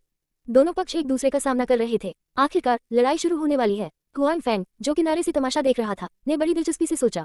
उसने दोनों पक्षों को लड़ाने के लिए ये सब किया था। वह जानता था कि हालांकि सोंग लियाओ मित्र सेना शक्तिशाली थी, लेकिन वे एक दूसरे पर भरोसा नहीं करते थे। एक बार कुछ हुआ तो वे एक दूसरे पर शक करेंगे। वह इस तथ्य का फायदा उठा रहा था। चलो चलें, सब लोग, सोम राजवंश के इन कमीनों को मार डालो और जनरल गूली का बदला लो। गूली के निजी रक्षक, जो क्रोध से अभिभूत थे, गुस्से से चिल्लाए। उसके बाद वह सोम राजवंश के एक सैनिक पर झपटा जो उसके सामने खड़ा था। सोम राजवंश के सैनिक स्वाभाविक रूप से इसके लिए तैयार थे। उन्होंने अवचेतन रूप से हमला भी किया। अच्छा, तुमने वास्तव में वापस लड़ने की हिम्मत की। तुम सब हमला करो, उन सभी को मार डालो। जब लियाओ सेना के जनरल ने सोम राजवंश को वापस लड़ते देखा तो वह और भी क्रोधित हो गया। अंततः दोनों पक्षों के बीच लड़ाई शुरू हो गई। लड़ो मत, लड़ो मत, ये सब गलतफहमी है। मैंने गूली को नहीं मारा। नहीं। जब सोम राजवंश के अधिकारी ने स्थिति देखी तो वह चिंतित होकर चिल्लाया। हालांकि उसके शब्द बेकार थे। लियाओ सेना के सैनिकों ने उसे अनदेखा कर दिया। अगर लियाओ सेना नहीं रुकती तो सोम राजवंश के सैनिक भी रुकने की हिम्मत नहीं करेंगे। अन्यथा क्या वे असहाय होकर खुद को मारे जाते हुए नहीं देखते? दृश्य में अराजकता को रोका नहीं जा सका। 1759 रिपोर्ट 2 तंबू में हो रही लड़ाई ने दूसरी लियाओ सेना का ध्यान आकर्षित किया। तंबू के चारों ओर अधिक से अधिक लोग जमा हो गए थे। वे सभी लियाओ साम्राज्य से थे। जब सोम राजवंश का अधिकारी आया तो वह अपने साथ केवल 1 दर्जन निजी सैनिक लेकर आया। वे लियाओ सेना के शिविरों से घिरे हुए थे, इसलिए यह बेकार था। इसलिए सोम राजवंश के सैनिक जितना ज्यादा लड़ते गए, उतने ही ज्यादा हैरान और डरे हुए होते गए। उनमें से कई को लगा कि शायद आज उन्हें यही मरना पड़ेगा। मैं आत्मसमर्पण करता हूँ, मैं आत्मसमर्पण करता हूँ। तुम मुझे नहीं मार सकते। मैं महान सांग का अधिकारी हूँ। तुम्हें मुझे मारने का अधिकार नहीं है। सांग राजवंश का अधिकारी अपने सामने के दृश्य को देखकर भयभीत हो गया। यह आदमी आखिरकार एक नागरिक अधिकारी था, कोई सैन्य अधिकारी नहीं। सांग राजवंश हमेशा से नागरिक अधिकारियों के अधीन रहा था, इसलिए ऐसी खतरनाक स्थिति का सामना करते हुए अधिकारी सबसे पहले भयभीत हुआ। अधिकारी के निजी सैनिक को स्वाभाविक रूप से असहज महसूस हुआ। हम यहाँ तुम्हारे लिए मरते दम तक लड़ेंगे, लेकिन तुमने तो बस आत्मसमर्पण कर दिया। अगर तुम उपद्रव न मचाते तो क्या तुम इतने खतरे में होते? हालांकि सोम राजवंश के अधिकारी की दया की गुहार बेकार थी। लियाओ सेना के सैनिक अपनी सांस रोके हुए थे। उनका कमांडर उनके ही तंबू में मारा गया। अगर वे दूसरों को इस बारे में बताते तो यह उनके लिए अपमानजनक होता। इसके अलावा वे सोम राजवंश के लोगों पर विश्वास नहीं करते थे। अब जब ऐसी बात हो गई है तो वे और भी अधिक विश्वास नहीं करेंगे। अगर वे विश्वास नहीं करते तो वे दुश्मन बन जाएंगे। उन्हें पीछे हटने की कोई जरूरत नहीं थी। इस अफरा तफरी में किसी ने सोम राजवंश के अधिकारी के शरीर पर वार कर दिया। तुरंत ही वह दयनीय चीख के साथ रोने लगा। उसने अपनी घायल भुजा को पकड़ लिया और डर के मारे पीछे हट गया। वह इस जगह से जाना चाहता था। हालांकि ये तंबू पहले ही पूरी तरह से घेर लिया गया था।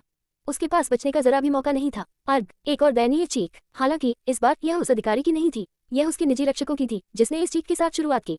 सोम राजवंश के अधिकारी के निजी रक्षक हताहत होने लगे। आखिरकार वे संख्या में कम थे। आसपास के लोग सभी लियाओ सेना से थे। जल्द ही एक एक करके वे या तो घायल हो गए या मारे गए। लियाओ सेना का पीछे हटने का कोई इरादा नहीं था, इसलिए भले ही वे निजी रक्षक घायल हो गए हों, लियाओ सेना का उन्हें जाने देने का कोई इरादा नहीं था। वे उन्हें तब तक मारते रहे जब तक वे सभी मारे नहीं गए। परिणाम स्वरूप जमीन पर सोम सेना के सैनिकों की संख्या बढ़ गई। कोई भी घायल सैनिक नहीं था। वे सभी मर चुके थे, लेकिन लियाओ सेना को ऐसा नहीं लगा कि इसमें कुछ गड़बड़ है। उन्होंने बयानलियांग में इतने सारे सोम राजवंश के सैनिकों को मार डाला था और अब उन्होंने कुछ और लोगों को मार डाला था। इससे कोई फर्क नहीं पड़ता। सोम राजवंश के सैनिक अपने दिलों में सुअरों और कुत्तों से अलग नहीं थे। लेकिन 1 मिनट से भी कम समय में सोम राजवंश के अधिकारी के सभी निजी रक्षक मर चुके थे। केवल सोम राजवंश का अधिकारी ही भयभीत भाव से लियाओ सेना के सैनिकों को देख रहा था। ताज, सोम राजवंश के सैनिक ने घुटने टेककर रोते हुए दया की भीख मांगी, कृपया मुझे जाने दो। मैंने वास्तव में जनरल गुल्ली को नहीं मारा। मैंने वास्तव में उसे नहीं मारा। उनके आसपास मौजूद लियाओ सेना के सभी जनरलों और सैनिकों के चेहरे पर उपहासपूर्ण भाव थे। सोम राजवंश का यह अधिकारी बहुत डरपोक था। उसमें कोई नैतिक ईमानदारी नहीं थी। हालांकि इससे उनका मन नहीं बदला, लेकिन यह आदमी आखिरकार सोम राजवंश का एक उच्च पदस्थ अधिकारी था। अगर वे उसे मार देते तो इसका मतलब होता कि वे सोम राजवंश को कोई सम्मान नहीं देते। दोनों पक्षों के बीच अभी जो युद्ध विराम समझौता हुआ था उसे भी खत्म किया जा सकता था। तुम किस बात से डरते हो? लियाओ सेना के एक तुनक मिजाज जनरल ने कहा। अगर हम उसे मार देते हैं तो सोम राजवंश के सम्राट क्या कर सकते हैं? क्या हम फिर से लड़ेंगे? वे हमें बिल्कुल नहीं हरा सकते। उनका साहस चकनाचूर हो गया है। वे निश्चित रूप से फिर से हमारे साथ लड़ने की हिम्मत नहीं करेंगे। अब इस आदमी ने हमारे कमांडर को मार डाला। अगर हम उसे नहीं मारते तो दूसरे लोग सोच सकते हैं कि लियाओ लोगों को धमकाना आसान है। ठीक है, उसे मार डालो। उसे अपनी जान देकर इसकी कीमत चुकाने दो, किसी ने कहा, और ऐसे लोगों की संख्या काफी थी। लियाओ सेना हमेशा से सोम लोगों को नीची नजर से देखती थी, लेकिन अब उनके कमांडर को उनके द्वारा मार दिया गया।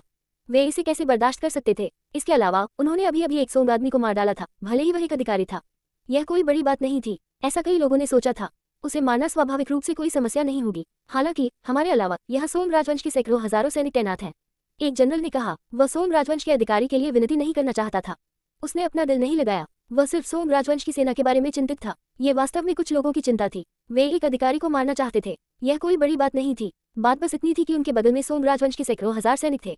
यह एक परेशानी वाली बात थी। हालांकि सोम राजवंश की सेना की युद्ध शक्ति पर्याप्त नहीं थी। वे इस समय तक उनका दमन करते रहे थे। हालांकि भले ही वहां सैकड़ों हजार सुआ हों, उन्हें वहां मारना उनके लिए थोड़ी देर के लिए खुद को थका देने के लिए पर्याप्त था। ये ठीक है, तो क्या हुआ अगर सोम राजवंश की सेना में बहुत सारे लोग हैं? वे निश्चित रूप से हमारे मुकाबले नहीं हैं। इसके अलावा वे अभी भी सोचते हैं कि हम सहयोगी हैं। हम पहला कदम उठाएंगे, हम उन पर एक गुप्त हमला करेंगे। वे निश्चित रूप से नहीं जानते कि क्या हो रहा है। वे निश्चित रूप से पहले क्षण में पराजित होंगे और उस समय वे बिखरे हुए सैनिक होंगे।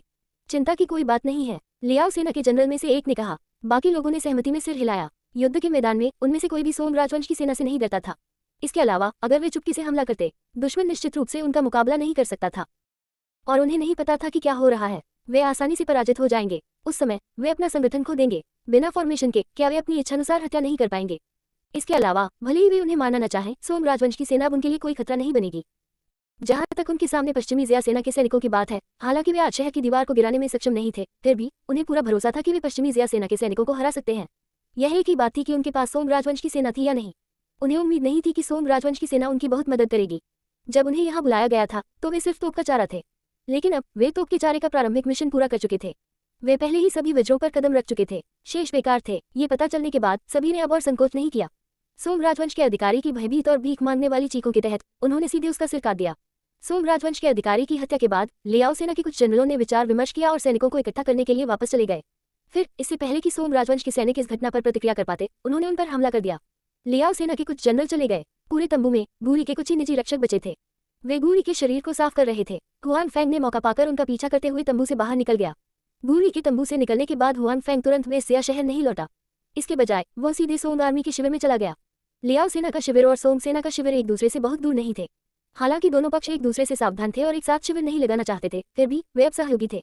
इस प्रकार वे बहुत दूर नहीं हो सकते थे। हुआन फैंग ने सोम सेना के शिविर के बाहरी इलाके में सोम सेना के एक सैनिक को गिरा दिया। उसके बाद उसने दूसरे पक्ष के कपड़े पहने और थोड़ा घबराया हुआ होने का नाटक करते हुए सोम राजवंश के शिविर की ओर बढ़ गया। अच्छा नहीं, अच्छा नहीं, लियाओ लोग हम पर हमला कर रहे हैं। हुआन फैंग घबराकर चिल्लाते हुए भाग रहा था। क्योंकि हुआन फैंग ने अपनी आंतरिक ऊर्जा का इस्तेमाल किया था, इसलिए उसकी आवाज नम नहीं थी। जल्द ही शिविर में कई लोगों ने उसे सुना। कई लोग अपने टेंट से बाहर निकल आए और हुआन फैंग की आवाज से आकर्षित हुए। अच्छा नहीं है, लियाओ लोग हम पर हमला कर रहे हैं। उन्होंने कमांडर को मार दिया है। हुआन फैंग चिल्लाता रहा। क्या हो रहा है? कई सोंग आर्मी के सैनिकों ने उन्हें घेर लिया और उनमें से कुछ लोग जनरलों जैसे दिख रहे थे। ठीक नहीं, लियाओ लोग यहाँ हैं, हुआन फैंग ने कहा। उसके चेहरे पर घबराहट जरा भी कम नहीं हुई। उसने अपने आसपास के लोगों को देखा और कहा, अभी अभी मैं कमांडर के पीछे पीछे लियाओ सेना के कमांडर से मिलने गया था। टेंट में घुसने के बाद कमांडर को लगा कि कुछ गड़बड़ है। वो लियाओ सेना हमारी तरफ देख रही थी। सभी हाई अलर्ट पर थे। उनमें से एक लियाओ सेना के जनरल ने भी कहा कि हमारे कमांडर ने ही उनके कमांडर को मारा है। कमांडर ने मुझे कहा कि मैं उन्हें ये बताने का मौका ढूंढूं कि वो उनके कमांडर को मारना चाहता है। अभी कमांडर ने उनके कमांडर को मार डाला। ये कैसे संभव है? आसपास के सभी लोग चिल्लाने लगे। उनके लिए कमांडर किस तरह का व्यक्ति था? वे सभी जानते थे कि युद्ध के सामान्य समय में जब वह लियाओ लोगों को देखता था तो वह हमेशा पीछे छिप जाता था। वे सभी मुस्कुरा रहे थे, भले ही दूसरा पक्ष सिर्फ एक सैनिक था। ऐसे व्यक्ति में अपने कमांडर को मारने की हिम्मत कैसे हो सकती है? यह असंभव है, हुआन फैंग ने कहा। जब हम वहां गए तो उनका कमांडर गंभीर रूप से घायल हो गया था और मर गया था। उसे पश्चिमी ज़िया के लोगों ने मार डाला, लेकिन उन्होंने उसे कमांडर के सिर पर धकेल दिया। उन्होंने कमांडर को फंसाया क्योंकि वे उसे मारना चाहते थे। उन्होंने कमांडर को क्यों मारा? क्या अब हम सहयोगी नहीं हैं? किसी ने संदेह से पूछा। उन्होंने हमें कब सहयोगी माना? उन्होंने हमेशा हमें नीची नजर से देखा है। वे हमारे साथ तोप के चारे की तरह व्यवहार करते हैं। हुआन फैंग ने गुस्से में कहा, अब हमारी भूमिका बहुत छोटी है। वे इस अवसर का लाभ उठाएंगे। मार डालो, उन्हें मार डालो। हमारे कमांडर ने कहा कि वे हमारे शिविर पर हमला करने आ सकते हैं। उन्होंने आपको सावधान रहने के लिए कहा था। ये बेतुकी बात है। मुझे पता था कि वे लियाओ लोग अपनी बात नहीं रखेंगे। हुआन फैंग के शब्दों पर किसी को संदेह नहीं था, क्योंकि हर कोई जानता था कि लियाओ लोगों ने कभी उन पर विश्वास नहीं किया था और उन्होंने वास्तव में उनके साथ तोप के चारे जैसा व्यवहार किया था। हालांकि वे लियाओ लोगों को नहीं हरा पाए, यही वजह थी कि निंजा यहाँ थे। हालांकि न केवल दुश्मन ने हमला करना बंद नहीं किया, बल्कि वे और भी अधिक आक्रामक हो गए थे। वे अपने कमांडर को मारना चाहते थे, लेकिन वे उन पर हमला भी करना चाहते थे। उनका ये समूह ग्रेट सॉन्ग का सबसे सक्षम समूह था। अगर वे यहाँ लियाओ सेना से हार गए तो वे नष्ट हो जाएंगे। फिर ग्रेट सॉन्ग खतरे में पड़ जाएगा। लियाओ रेन और ग्रेट सॉन्ग केवल कुछ समय के लिए लड़ना बंद कर देंगे। कौन जानता था कि वे फिर कब हमला करेंगे। अब उन्होंने सोम राजवंश की सबसे शक्तिशाली सेना को खत्म कर दिया था। जब वे आक्रमण करने के लिए नीचे आए तो उनके लिए यह और भी आसान हो जाएगा। 1760 सोम लियाओ ने फिर से लड़ाई लड़ी और इसलिए सोम राजवंश के इन सैनिकों ने हुआन फैंग के शब्दों पर संदेह नहीं किया। इसके बजाय उन्होंने अपना उचित आक्रोश व्यक्त किया। जनरल, जल्दी से कमांडर को बचाने का कोई तरीका सोचो। मुझे डर है कि अगर हम देर से आए तो कुछ हो जाएगा। हुआन फैंग ने एक व्यक्ति को खींचा जो एक जनरल की तरह दिख रहा था और चिंता से भीख मांग रहा था। उसकी चिंतित नजर किसी को भी उस पर शक नहीं करने देगी। इसके अलावा वे लियाओ सेना जल्द ही हम पर हमला कर सकती है। हमें पहले से तैयारी करनी होगी। जनरल के चेहरे का भाव बहुत ही भद्दा था और उसके शरीर से जानलेवा आभा निकल रही थी। उसने जोर से कहा, लानत है, चलो उनसे मौत तक लड़ते हैं। अगर वे हमें नष्ट करना चाहते हैं तो यह इतना आसान नहीं होगा। ठीक है, वे मरते दम तक लड़ेंगे। जब हम ब्यानलिया में थे तो हम उलझन में हार गए थे। अगर वे बड़े लोग न होते जो हमेशा हमारे साथ शांति बनाए रखना चाहते थे तो हम इतनी जल्दी नहीं हारते। ज्यादा से ज्यादा हमें बस एक बार और लड़ना होगा। ठीक है, उन्हें बताइए कि हमारे महान गीत में अच्छे लोग भी हैं। सभी लोग उत्तेजित हो गए। लियाओ सेना के कमांडर के गंभीर रूप से घायल होने की बात। वे सभी जानते थे कि वह गंभीर रूप से घायल हो गया है। वह कभी भी मर सकता था, लेकिन अब उनके कमांडर को हिरासत में लिया गया था। इसके अलावा जिसने उस पर दोष मढ़ा था वह था। वह उन्हें मारने का अवसर लेना चाहता था। जब तक वे मरना नहीं चाहते वे केवल प्रतिरोध करने का ही विकल्प चुन सकते थे। इसके अलावा हर कोई अपने दिल में दुखी महसूस कर रहा था। वे उन लोगों का समूह थे जिन्हें ग्रेट सॉन्ग सबसे ज्यादा हरा सकता था। अंत में ऊपर के लोगों को डर था कि शहर के नष्ट होने के बाद लियाओ साम्राज्य उनसे बदला लेगा, इसलिए वे सभी शांति चाहते थे। ब्यानलिया में लड़ाई। वे वास्तव में नुकसान में थे, लेकिन ऐसा नहीं था कि वे बिल्कुल भी नहीं लड़ सकते थे। वे ऐसे ही हारने को तैयार नहीं थे। आज उन्हें उनसे बदला लेना था। सभी लोग अपने कवच और हथियार पहन लें। चलो लियाओ कुत्तों के उस समूह के साथ मौत तक लड़ें, उस जनरल ने कहा। सभी लोग वापस तैयारी करने चले गए। उसके बाद एक संदेशवाहक आया। यह आदेश पूरे शिविर में भेजा गया और उसके कारण शुरू में शांत शिविर जल्दी ही शांत हो गया। हर कोई उत्तेजित और घबरा गया और इसी तरह आगे भी चलता रहा। जब जनरल ने लियाओ सेना के शिविर में स्थिति के बारे में हुआन फैंग से पूछना चाहा तो उसे एहसास हुआ कि वह हुआन फैंग को नहीं ढूंढ पाया। हालांकि उसने इस बारे में ज्यादा नहीं सोचा। उसे लगा कि हुआन फैंग भी तैयारी करने गया होगा, इसलिए वह अपना काम करने चला गया। वास्तव में हुआन फैंग पहले से ही वापस आ रहा था। सोंग लियाओ और सोंग लियाओ को फिर से एक दूसरे से लड़ना चाहिए। वह स्नाइपर्स और क्लैम्स के बीच लड़ाई का लाभ उठाने का अवसर कैसे छोड़ सकता था। इसलिए हुआन फैंग सैनिकों को तैनात करने के लिए वेस्टसिया शहर में वापस जा रहा था। इस समय ये सबसे अच्छा होगा यदि वेस्टसिया के सैनिक वहां हों। अगर हुआन फैंग के पास ज्यादा बम होते तो सोंग लियाओ और दूसरे दो देश लड़ाई बंद करके पहले उन्हें नष्ट कर सकते थे। जहां तक लियाओ सेना का सवाल है, वे सबसे पहले तैयार होने वाले थे, इसलिए वे भी सबसे पहले तैयार होने वाले थे। उसके बाद वे सोम राजवंश के शिविर की ओर बढ़े। दुश्मन को सतर्क करने से बचने के लिए उन्होंने रास्ते में बहुत अधिक शोर न करने की पूरी कोशिश की। अंत में जब वे आधे रास्ते पर थे तो उन्हें एहसास हुआ कि एक समूह उनकी ओर भाग रहा है। ये सोम जून के अलावा और कौन हो सकता है। जब लियाओ सेना ने सोम जून को देखा तो वे स्पष्ट रूप से दंग रह गए। सोम जून की वर्तमान उपस्थिति को देखते हुए वह पूरी तरह से सशस्त्र था। ये स्पष्ट था कि वह लड़ने के लिए तैयार था। वे अकेले वेस्टसिया पर हमला नहीं कर सकते थे। अगर वे लड़ना चाहते थे तो उन्हें सूचित करना चाहिए था। फिर वे सोच सकते थे कि वे क्या करना चाहते हैं। ये वास्तव में एक लियाओ कुत्ता है। वे वास्तव में हमें मारने आए थे। मार डालो उन सभी लियाओ को, मार डालो जो अपनी बात से मुकर गए। उनके साथ मौत तक लड़ो। लियाओ सेना की तरफ से वे अभी भी अचंभित थे। जब सोम जून ने उन्हें देखा तो उसने तुरंत चिल्लाया। फिर वह उनकी ओर दौड़ा। शुरू में अभी भी बहुत से लोग थे जो हुआन फैंग की बातों पर पूरी तरह से विश्वास नहीं करते थे। उन्हें नहीं लगता था कि लियाओ सेना हल्के ढंग से युद्ध शुरू कर देगी। आखिरकार वे अभी भी सहयोगी थे और एक आम दुश्मन भी था, वेस्टसिया। बड़ी तस्वीर के लिए लियाओ सेना इस समय उन पर हमला नहीं करेगी। वे सिर्फ सुरक्षित रहने के लिए इकट्ठा हुए थे। उन्हें नहीं लगता था कि लियाओ सेना उन पर हमला करेगी। हालांकि जब उन्होंने आधी रात को लियाओ सेना के बड़े समूह को अपनी ओर बढ़ते देखा, जाहिर है यह कोई दोस्ताना मुलाकात नहीं थी। उनके शरीर पर लगे उपकरणों को देखिए। उन्हें ये भी पता था कि वे अच्छे इरादों से नहीं आए थे। इसलिए जो लोग इससे पहले सोचते थे कि यह असंभव है, इस समय वे सभी हुआन फैंग की बातों पर विश्वास करते थे। सोम जून चिल्लाया और लियाओ सेना की ओर बढ़ा। थोड़ी देर रुकने के बाद लियाओ सेना ने प्रतिक्रिया दी और सोम जून की ओर दौड़ पड़ी। हालांकि वे चुपके से हमला करने की योजना बना रहे थे। आक्रमण के समय वे एक ही बार में सोम जून को हरा सकते थे। अब ऐसा लग रहा था कि सोम जून ने किसी अज्ञात अभिनेता के लिए कुछ तैयार किया था। इसके अलावा ऐसा लग रहा था कि वह उन पर हमला करने वाला था। बेशक छिपकर हमला करने का कोई तरीका नहीं था। हालांकि इस वजह से लियाओ सेना पीछे नहीं हटेगी, नहीं उन्हें डर लगेगा। वे महान लियाओ की सेना थी और उन्होंने सोम राजवंश के सैकड़ों हजारों सैनिकों को हराया था। सोम जून को पता था कि वे राजधानी शहर तक लड़ने के बाद ही दुश्मन सेना से हारे थे। भले ही वे युद्ध के मैदान में छिपकर हमला न कर सके, वे सोम जून से कभी नहीं डरे थे। ऐसे ही अचानक जंगल में लड़ाई शुरू हो गई। दोनों पक्षों का पीछे हटने का कोई इरादा नहीं था। दिन के समय तो वे अभी भी सहयोगी थे, लेकिन रात में वे पहले से ही अपनी जान की बाजी लगाकर लड़ रहे थे। ये कहना ही पड़ेगा कि यह वाकई अप्रत्याशित था। दोनों पक्ष वास्तव में तब तक लड़े जब तक कि आकाश अंधेरा नहीं हो गया, और आकाश अंधेरा हो गया। हर जगह लोग लड़ रहे थे। अपनी दृष्टि के कारण कई लोग लड़े और पाया कि वे मुख्य बल से अलग हो गए थे और उन्हें नहीं पाया जा सकता था। दरअसल लियाओ सेना के पास ज्यादा फायदा नहीं था। वे सोम जून से ज्यादा मजबूत थे। हालांकि मौजूदा हालात ने उन्हें काफी प्रभावित किया था। बेशक इसका असर सोम जून पर भी पड़ा। हालांकि अगर ऐसा होता तो सोम लियाओ और सोम सेना के बीच का अंतर कम हो जाता। इसके अलावा सोम जून को अपनी शर्म से छुटकारा पाने का विचार था। उसके कमांडर को हिरासत में लिया गया था, या यहाँ तक कि उसे मार दिया गया था, और लियाओ सेना इससे संतुष्ट नहीं थी। वे उसे खत्म करना चाहते थे। वे नाराज कैसे नहीं हो सकते थे। साथ ही दोनों पक्ष एक दूसरे से संपर्क नहीं कर सकते थे, इसलिए वे केवल अपने दम पर ही लड़ सकते थे। इस तरह हर बार एक छोटा समूह लड़ता था और उनकी ताकत और भी करीब होती थी। सोम लियाओ युद्ध के मैदान से कुछ ही दूरी पर बिन बुलाए मेहमानों का एक बड़ा समूह चुपचाप पहुंचा था। ये पश्चिमी जिया सेना की टीम थी जिसका नेतृत्व हुआन फैंग कर रहा था। वे सचमुच लड़ने लगे। पश्चिमी जिया सेना के सैन्य अधिकारी ने आश्चर्य से कहा जब उसने देखा कि कुछ ही दूरी पर दोनों पक्ष भीषण लड़ाई में लगे हुए हैं। हुआन फैंग अचानक शहर लौट आया था और उसने पश्चिमी जिया सेना के बाकी सदस्यों को बुलाया। फिर उसने सैन्य अधिकारी को बताया कि सोंग लियाओ युद्ध शुरू करने वाला था। वह चाहता था कि पश्चिमी जिया सेना के सभी सदस्य युद्ध के मैदान में भाग लें और अवसर की तलाश करें। वह सोंग लियाओ मित्र सेना को मारना चाहता था। हालांकि बहुत से लोगों ने हुआन फैंग की बातों पर यकीन नहीं किया। आपको पता होना चाहिए कि दिन के समय सोंग लियाओ मित्र सेना ने एक साथ शहर पर हमला किया था। हालांकि वे अपनी अपनी लड़ाई लड़ रहे थे, लेकिन आखिरकार वे अब सहयोगी थे। इसके अलावा सोंग राजवंश ने अभी अभी शांति की मांग की थी। इस समय वे लियाओ साम्राज्य को अपमानित करने की हिम्मत कैसे कर सकते थे। इस समय दोनों देशों के बीच युद्ध छिड़ना असंभव था, लेकिन हुआन फैंग ने इस पर जोर दिया था। स्वाभाविक रूप से अन्य जनरलों के पास कोई और विकल्प नहीं था, वे केवल सहमत हो सकते थे। आखिरकार हुआन फैंग इस समय सर्वोच्च कमांडर थे और ली किंगलो ने हुआन फैंग को असीमित अधिकार दिए थे। हुआन फैंग के आदेशों की अवहेलना करने की हिम्मत कौन करेगा। हुआन फैंग उन्हें मौके पर ही मार सकता था, इसमें कोई समस्या नहीं थी। इस वजह से हालांकि उन्हें इस पर विश्वास नहीं था और वे असंतुष्ट थे, फिर भी वे अपनी टीम लेकर आए। हालांकि उन्हें उम्मीद नहीं थी कि सोंग लियाओ वास्तव में लड़ाई शुरू कर देगा। उन जनरलों का हुआन फैंग को देखने का नजरिया स्पष्ट रूप से अलग था। जाहिर है सोंग लियाओ का बिना किसी कारण के बड़ा बनना असंभव था। इस समय के दौरान कुछ हुआ होगा और हुआन फैंग को सुबह सुबह इस मामले के बारे में पता चल गया। वहां जो कुछ हुआ उसका हुआन फैंग से कुछ लेना देना जरूर होगा, और इन दो सहयोगियों के बीच इस हद तक मतभेद पैदा करने में सक्षम होने के लिए हुआन फैंग की क्षमता बहुत मजबूत थी। और सोंग लियाओ मित्र सेना के बीच गृह युद्ध ने पश्चिमी जिया के विभिन्न जनरलों को भी बनाया। उन्हें जीत की उम्मीद दिखाई दी। मूल रूप से उनमें से 200,000 थे। 600,000 पुरुषों की गठबंधन सेना का सामना करते हुए उनके दिलों में दबाव बहुत बड़ा था। उनमें से कई को लगा कि जीतना असंभव है, लेकिन दिन के दौरान हमला और बचाव, यह इस बिंदु को इंगित करता प्रतीत होता है। सोंग लियाओ मित्र सेना पर पहले दिन ही हमला किया गया था। उन्होंने अपनी शहर की दीवार को लगभग गिरा दिया था, हालांकि वे अचानक पीछे हट गए थे। हालांकि शहर में पश्चिमी जिया सेना में अभी भी शहर की रक्षा करने का आत्मविश्वास नहीं था।